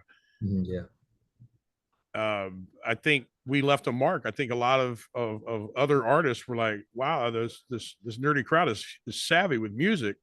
Let's let's appeal to them a little. And maybe they're not doing, maybe their whole shtick isn't nerdy music. Maybe it's just something of what they're doing, but they're keeping that alive in the mainstream, which after all is how I discovered it back in the day with Thomas Dolby and guys like that. If it wouldn't have been for those artists that were dropping little nuggets of nerdery, or for crying out loud, when Rush put Rivendell out. Oh my God, little nerd Vern was a crazy person back then. You know, oh, they're writing about Tolkien. They're writing about Tolkien. You know, it was free. There's always going to be, but now they're just dropping it in more. It's more acceptable.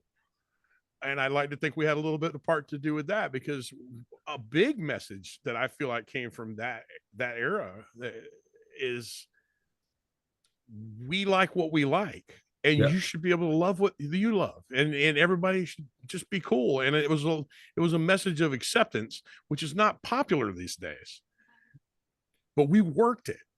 Yeah.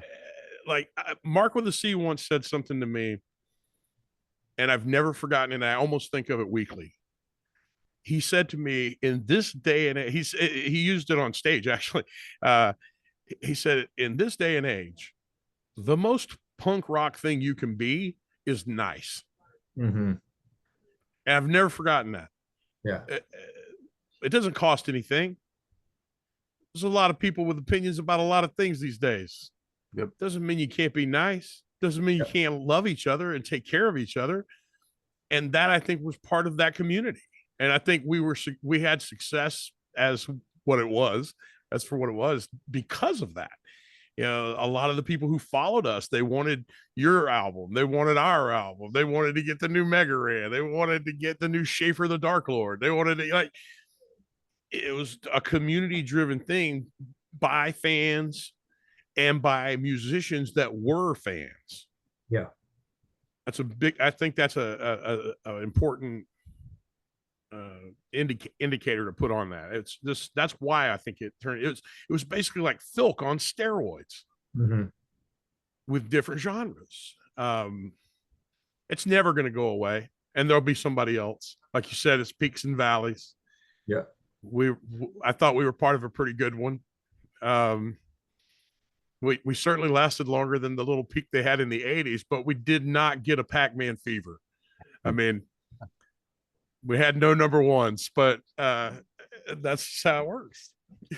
You know, I like when you mentioned, you know, everyone's got opinion. You know, that's kind of like the old saying, every opinions are like assholes. Everyone's got one, but you don't necessarily have to show it off or, you know, talk about it. But yeah, you know, that's right. It's easier to be a jerk than be nice, and it doesn't take that much. And, you know, kind of like you both have said, you know, if there's something in the universe that you want that doesn't exist, why not make that thing? I mean, that's why I started, you know, podcasting, you know, it's been around for a long time, but I started, you know, my podcasting journey around 2011, around when the Green Lantern movie came out, because it was kind of like a whole thing. But me and my buddies decided, you know, there's not a lot of, at the time, there wasn't a lot of nerds getting together talking about nerdy stuff. So we decided to put a podcast together, and it's actually still, I just recently put it back on Spotify a couple of years ago. So it's still out there. You can find it. It's called the Super Uber Kick Ass Nerdcast. And our whole goal was kind of just getting together once a week. It was a way for us to just find time to just talk to each other, because we couldn't always meet in face to face. So it gave us a chance to meet online. And we've even made, you know, even back then we were talking about how awesome Kirby Krackle is, because we would talk about top fives and stuff like that. And Kirby Krackle came up all the time. And I kind of like your reference, Kyle, to the lyrics, everything, you know, going back to the beginning. That was a nice reference that you put to your lyrics back there. I really like that. I didn't even notice that till right now. Coming around back to the This beginning. guy's trying to plug his original album. What the hell? But yeah, it's you know, I don't have the same kind of experience in music, but what, you know, myself and a lot of my friends have been trying to do with podcasting, because nowadays every nerd that has a microphone and a computer decides they're going to get a podcast and talk about nerdy stuff and put their nerdy opinions out into the internet. So what I wanted to do, you know, with this specific iteration of my podcasting experiences, to help try to put out help spread the word on stuff that most people won't probably ever hear about in their entire life. Like there's going to be people out there that are never going to hear about Sci-Fried, or they're never going to hear about Orlando Nerd Fest, or they're never going to hear about Kirby Krackle just because that's, the stuff they're into. They're never going to go down that path to find that. So my goal is to try to, with music, with comic books, with all sorts of other stuff that people are doing. And my goal is to, talk to people, find out how they got into the thing that they're into, let them talk about whatever they want to talk about regarding their thing. Let them plug themselves so people can find them if, they want to listen and to the show and hear their story and kind of just find out more about them. So, that's what me and a few of my other friends, we've decided we're going to try to help use our platform to elevate and help promote, because, everybody else has got these big platforms where people can hear about, all sorts of things, but, indie comics, indie music, nerd rock, you're not hearing about that stuff all the time. So, our platform is not very big, but, we want to do our best to try to spread the word as best we can. That's how you get big, man. Yeah. That's how you get big. That's true. Also, Fair point. also a good hook. A good hook. You have a good hook. I like the weird thing. In Yeah. fact, I could see your podcast as a fantastic concept for like a Netflix series. Those guys will give money to anybody, man. It's true. Don't limit yourself. Don't limit yourself. I'd watch this show. I would watch a show where a guy with a camera went to the pool in Orlando to show us the pool that Kyle was talking about a while ago. The pool. As a reenactment scene like that. I mean, come on. They got all Netflix is murder porn. I think this would be a fantastic show. I appreciate that. The big thing I would watch it. The big thing with my friends and I is, with podcasting, we don't do it for the money. I'm not getting paid to do this. My friends are getting paid to do it. We do it just for the fun of it. I like talking to people. It kind of helps me get over my social anxiety talking to people, because I'm not very good at walking up to strangers and just talking. I mean, like I mentioned, Kyle, before we got on, I've been a big fan of yours for years, and I have been deathly afraid for whatever reason to reach out and try to talk to you. And when I've, like I mentioned earlier, I've reached out, emails periodically, but when you put out the offer, I'd like to get on a podcast and talk about this someday. I was like, yep, there's my in. I'm taking the chance. I'm taking the and just seeing where it goes. And the worst he's going to tell me is, I don't know who you are. Get away from me. Don't talk to me. But it kind of I say that I forget. I say that.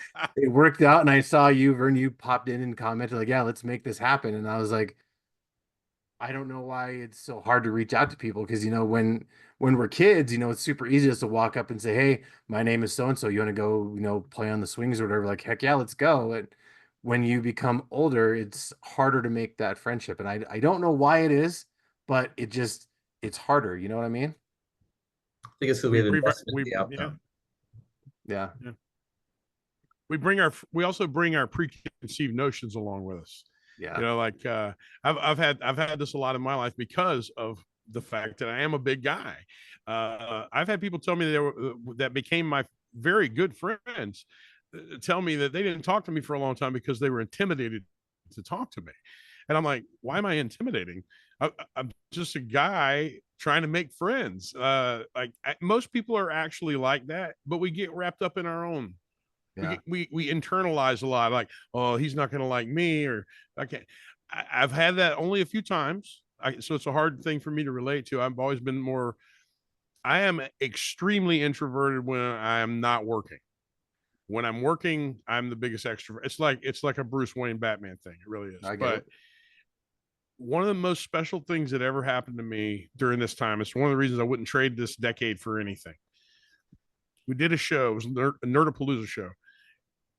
Afterwards, I mean, I'm a dripping pile of sweat.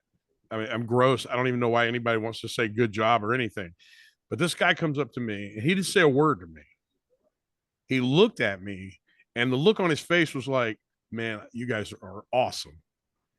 And he hands me a drawing that he made. I still have it in my office. It was a charcoal drawing of us on the stage during the set we just played. Oh, wow. And he walked up and he handed it to me, and I looked at the paper, and as I was looking at it and realizing how amazing this was, I looked up and he was gone. Oh, wow. Never knew his name, never seen him again. That's crazy. Just wanted to show his appreciation in a small way. And a lot of people have social anxieties. I'm a poster child. People don't believe me because my public work persona seems like I'm so confident and so everything, but Yeah. I am a ball of human. Yeah. So I get that. reach out, man. We all want to be loved. We all want to be remembered, and don't be afraid to reach out to anybody. With my So I've been in IT since 2009, and a lot of my IT career has been, face-to-face contact with people. And, kind of like you, when I'm working, I have no if someone calls me to their desk because they have a technical issue, I have no problem walking up. It's like, hey, what can I do to help you? But like when it comes to like a outside of work thing, yeah, I'm like, I can't go talk to people because I don't know why. It's not work related. That's why I can't talk to these people. I don't understand. But, like I was saying before, we kind of just do this for the fun of it. If we end up making money on it, great. But, when the fun gets out of it, that's kind of when you just, it's time to go. So you need to just make sure you always find the fun in things, and it's a lot less work if you're having fun. Yeah. That is, you said a mouthful there, man. Yeah. that's if it's not fun, it's not worth doing. And True. you got to pursue your passions.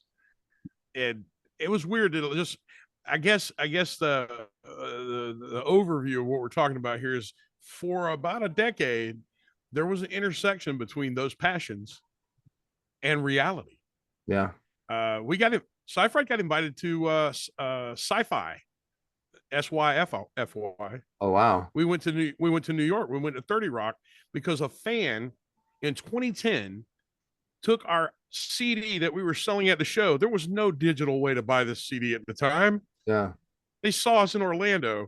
They went back home to London, to England, and ripped a copy of a song and sent it to Sci-Fi because we wrote a song about those movies they used to do on Saturdays, the Mansquitoes and Yeah. those things. We wrote a song about that.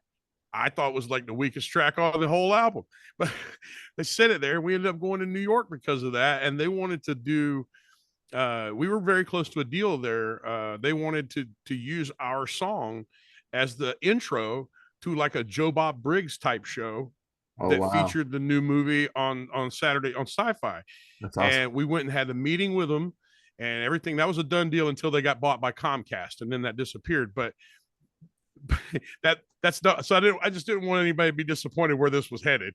But one of the things I thought was interesting was the Universal CEO that owns NBC, Universal, a lot of those guys. He had a big meeting with us. One cool thing about this dude's office was he had a Spider-Man poster from 2001 Spider-Man that featured the Twin Towers. Yeah. That was early artwork before September 11th. But so I thought that was pretty cool. But That's cool. This guy starts picking our brain. He starts picking our brain about nerds and nerd culture and how we're doing what we're doing and how we've put on that. He's picking our brains. These are billionaires. Yeah. And so we tell him all the trade secrets there are. Be people, care about what they love, and love them back. And right after that meeting, I just want this out there in the world, in the ether somewhere. Right after that meeting, we had Heroes of Cosplay drop on Sci-Fi. We had that convention show they had. I remember where that they had like 2 shows that dropped on Sci-Fi within 6 to 8 months of us having that meeting. Wow. Like they were picking our brains on how to appeal to nerd culture specifically. And just little moments like that during that time that I think that's why I say we shaped what is now for a lot of these guys. Yep. But the work's not done. And we need that new generation. We need the next Weird Al. Yeah, and plus, I mean, like you said before, Kyle, everything is coming back to the beginning, and everyone's gotten a little bit older, and we've got kids nowadays that are finding all of this stuff that we were fans of growing up. So like, the stuff we got beat up for when we were younger, we're kind of the big heroes now because we can kind of like, hey, let me tell you about this stuff. Or like, people are finding Sci-Fried now, or people are finding Kirby Krackle now. So now it's definitely there. There's a need and a want for that kind of thing. So it's very cool. I like it that things play into how kids today consume media. A lot more kids listen to podcasts Yep. Than ever before, because there's a million podcasts and you can Yep. find one about every topic that you'd like to hear. They listen to a lot more of music of their choosing. A lot of times they are exposed to new music by, I bought this album at a garage sale.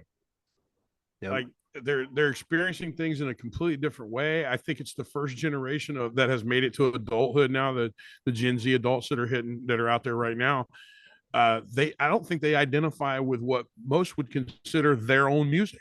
Yeah. Like their generation's music. A lot of them listen to, I thought soft rock was dead until Guardians of the Galaxy, and now it's yacht rock. It got rebranded and Yep. people love it. Yep. It was dead for like 25 years. Yep. And so it all comes around. It's true.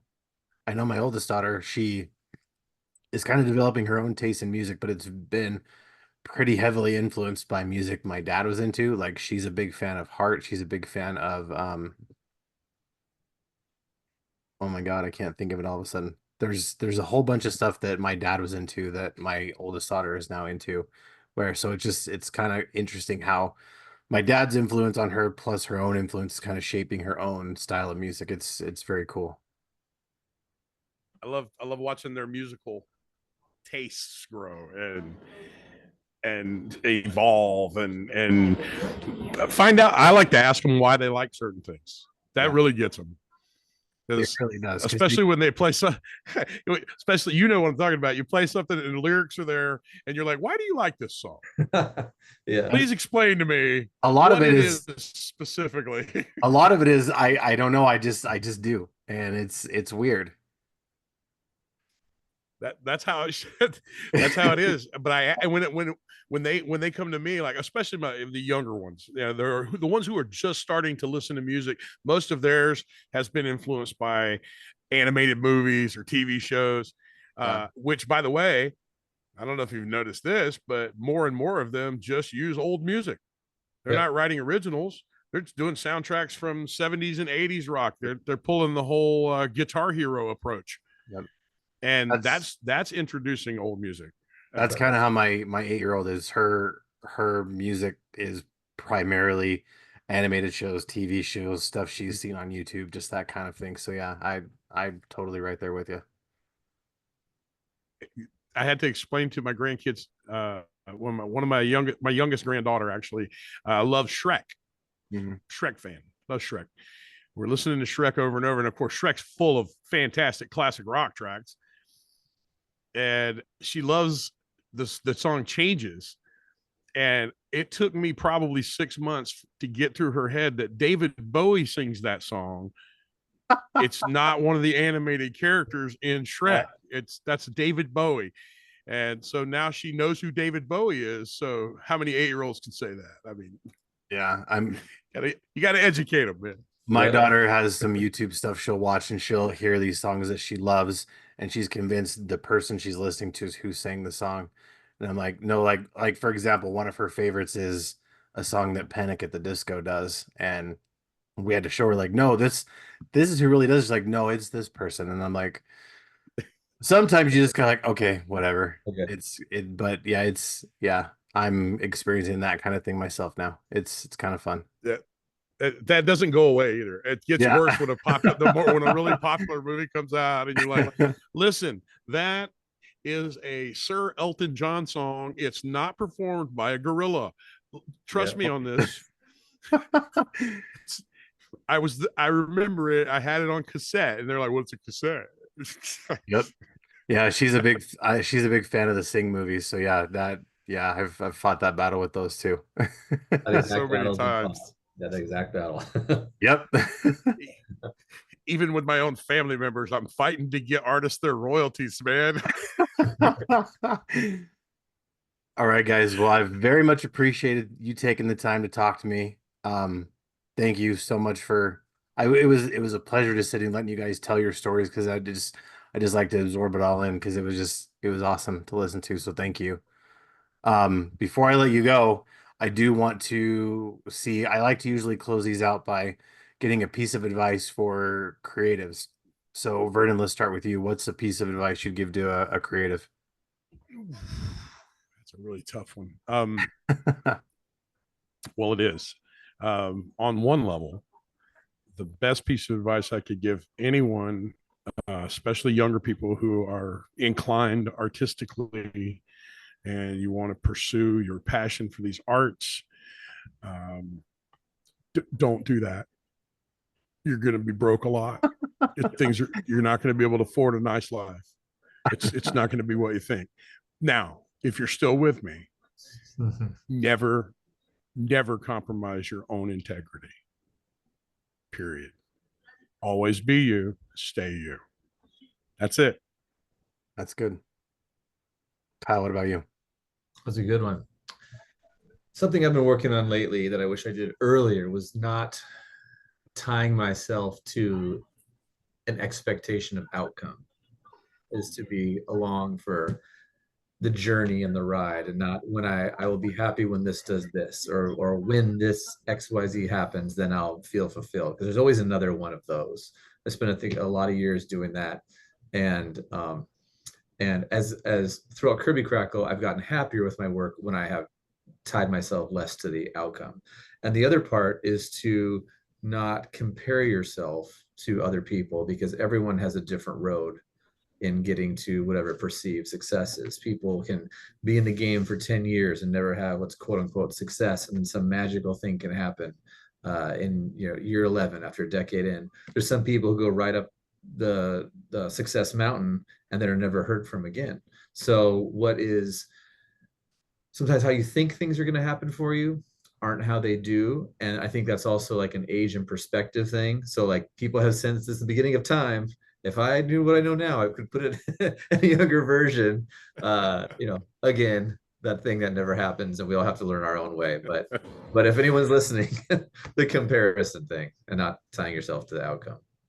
For sure. And yeah, recently a lesson I've had to learn is, not to focus so much on, don't measure your success on, if A hits B, then I'll be happy, because you spend so much time trying to just expect this to happen. If it doesn't happen, you spend so much time trying to get to that end goal that you miss out on the journey. And before you know it, all this time has passed, things have happened, and you're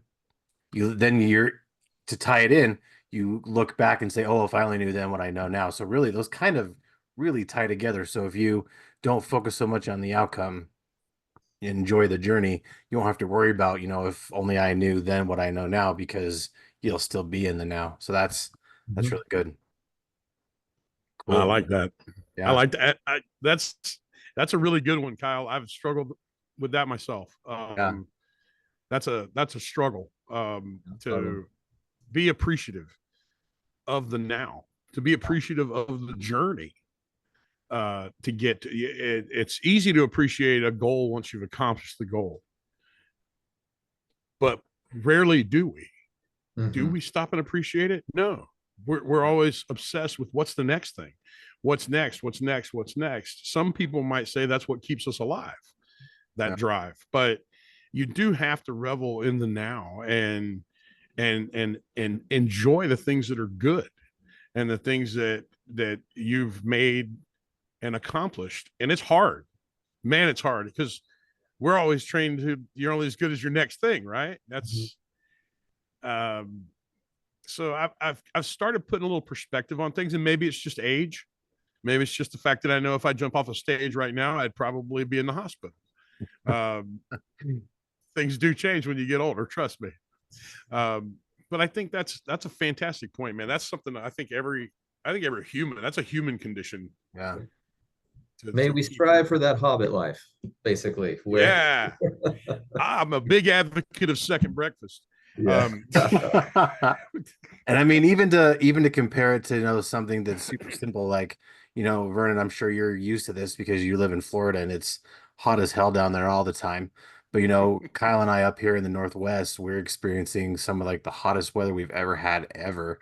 And, the last couple of days, here in Idaho, they had a heat warning because it was supposed to get up to, a little over 100 degrees, which again, is something that you're super used to, Vernon, but up here it's just abnormal to be that hot. And, my wife will make the mention, well, the heat advisory goes till then, so if we can just make it till then it's gonna get cooler.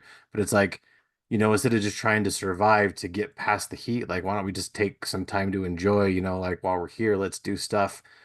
Like right now it's super hot. Okay, great. Let's do something to, not think about the heat and, enjoy It's super hot right now, but let's find a way to enjoy the right now. Let's not focus on the future when it's going to get colder, because here in a couple months, it's going to get colder.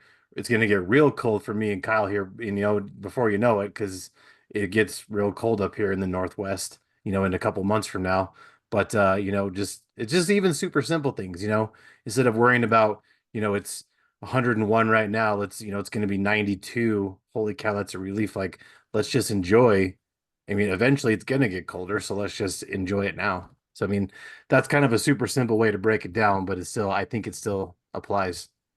Oh yeah. I was out, by the way, I lived out there for a little while myself, so I'm familiar Yeah. with the Pacific Northwest, and I got a lot of family out there. I was not out there. I was out a couple summers ago when it was like dry, real dry. The fires were going crazy, and they That's were pretty having. much every year, though. But what it really, I hadn't at that time, I hadn't been there in probably 6 or 7 years, and what really struck me as weird was that there was no snow on the mountains. Yeah, That's a weirdness. I mean, things are that's bad. yeah, that's been the last couple of years where we've had, I Yeah. mean, I don't know about you, Kyle, but here in Idaho, it's uncommon. Like this last year, we didn't get snow, I think, any kind of a heavy snow that stuck until probably like middle of January. So we went, November, December with little to no snow. And Mhm. any little bit we did get, it would melt like the next day. So we didn't get any heavy that stuck around for a significant amount of time till middle of January, end of January. It was pretty crazy. Oh wow. Yep. That is nuts. It's the coldest summer we're ever gonna have. So with that, do what you gotta do and live your best life and make Yep. the art you want to make. Yep, there you go. As he The cackles. coldest summer. I Cackles, like that. exactly. That's a whole nother I like that. podcast. All right, Hey, gentlemen. well, So, where can we stay up to date on stuff you guys are doing? Where can people find you? I'm going to give you guys each a little bit of time to plug whatever you might want to plug. I'm What do you giving this. I'm giving this to Kyle. Oh, I don't. I'm sort of retired. I'm sort of semi-retired. I retired earlier this year from performing, and from working in clubs until like 2 to 4 a.m. Um, I still am very much an advocate and do, but I don't really have a contact point, so I'm going to give it to Kyle because you need to get his stuff. That's who you need to talk to. I heard retired and sexy. That sounds like a lot going on to me already, right there. That's what I hear when you say that. Well, KirbyCrackleMusic.com is where you can find the hub for all Kirby Crackle stuff. Monday through Friday, you can find me teaching second grade math at my table. But something I didn't talk about is part of the return to the stage, and I'll kind of leave it here on my end, that I'm really, over the past couple of years, motivated to create safe entertainment spaces. So I actually started a new company called Clean Air Events, which focuses on far UVC technology, which are lamps that clear pathogens from the air. And so part of the return to stages is this is a technology that's only been utilized by like the government and tech industry stuff, but I'm like literally the only one in the world that provides this for mobile spaces. So what I do is for my wedding events, I set these up to create clean air, clean pathogens, COVID, everything in the air. And then also I volunteer for marginalized groups and communities and entertainment spaces in setting up these lamps that basically clean the air and make it so people who can't attend public events safely right now have a safer experience. So that's it's called cleanairevents.com, and people can learn more about that. They're like, hey, is that the Kirby Crackle guy? Like, yes. So my goal is to really be a part of the solution of trying to get live music back, nerd music back, where we can all perform safely and just know that like Batman protecting from the shadows. That's how I think of these lights. So there's your comic tie-in there. Very cool. Nice. Very, very cool. Now, if I you like want, that. I like that's actually a big concern, man. That's really cool work you're doing there. yeah, Thank you. Very We've much. worked in a lot of places that have some very not good air. So Yeah, I really believe clean air is the future. Again, this could be a whole nother podcast, but basically I'm wanting to show everyone that, the rich and elite in the world use these things when they get together for events, and Davos conference in Switzerland. It's built into the walls of Apple and Google and Meta. And they also have them for mobile stuff, but no one uses them for mobile stuff. So I do consultations with people outside of Kirby Krackle all the time. We're like, hey, I heard you know about this stuff. And I'm like, yep, I teach them how to keep their weddings safer.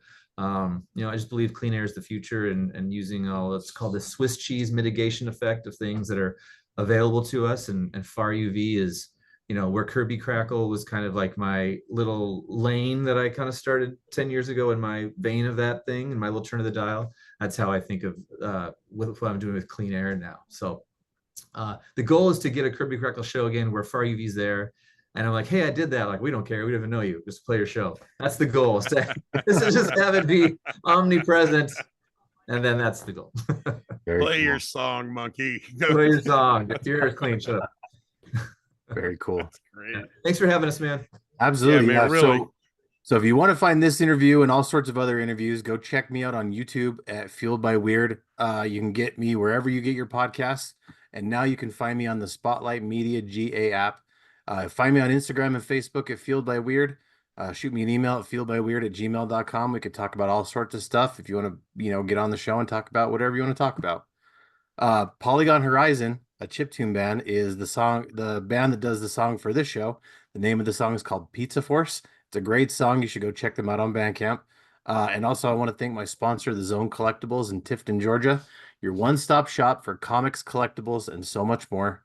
And myself, the Nerdy Man Room Show with Hassel and Monster, Hassel's Review, Big Rob's House of Entertainment, and No Chinese Food came together to create the Stay Weird Network, a brand new podcast network dedicated to bringing awesome back to the internet. Check us out on YouTube at Stay Weird Media, and on Stay Weird Media at Instagram, and stayweirdmedia@gmail.com. You can send us an email there. Now, if you like the show, please leave a review and tell your friends, because word of mouth is our friend. And remember, kids, life's too short to be normal, so stay weird. Guys, thanks so much for coming today. Thanks, man. Thanks for having us, man. Really. Absolutely. Thank you.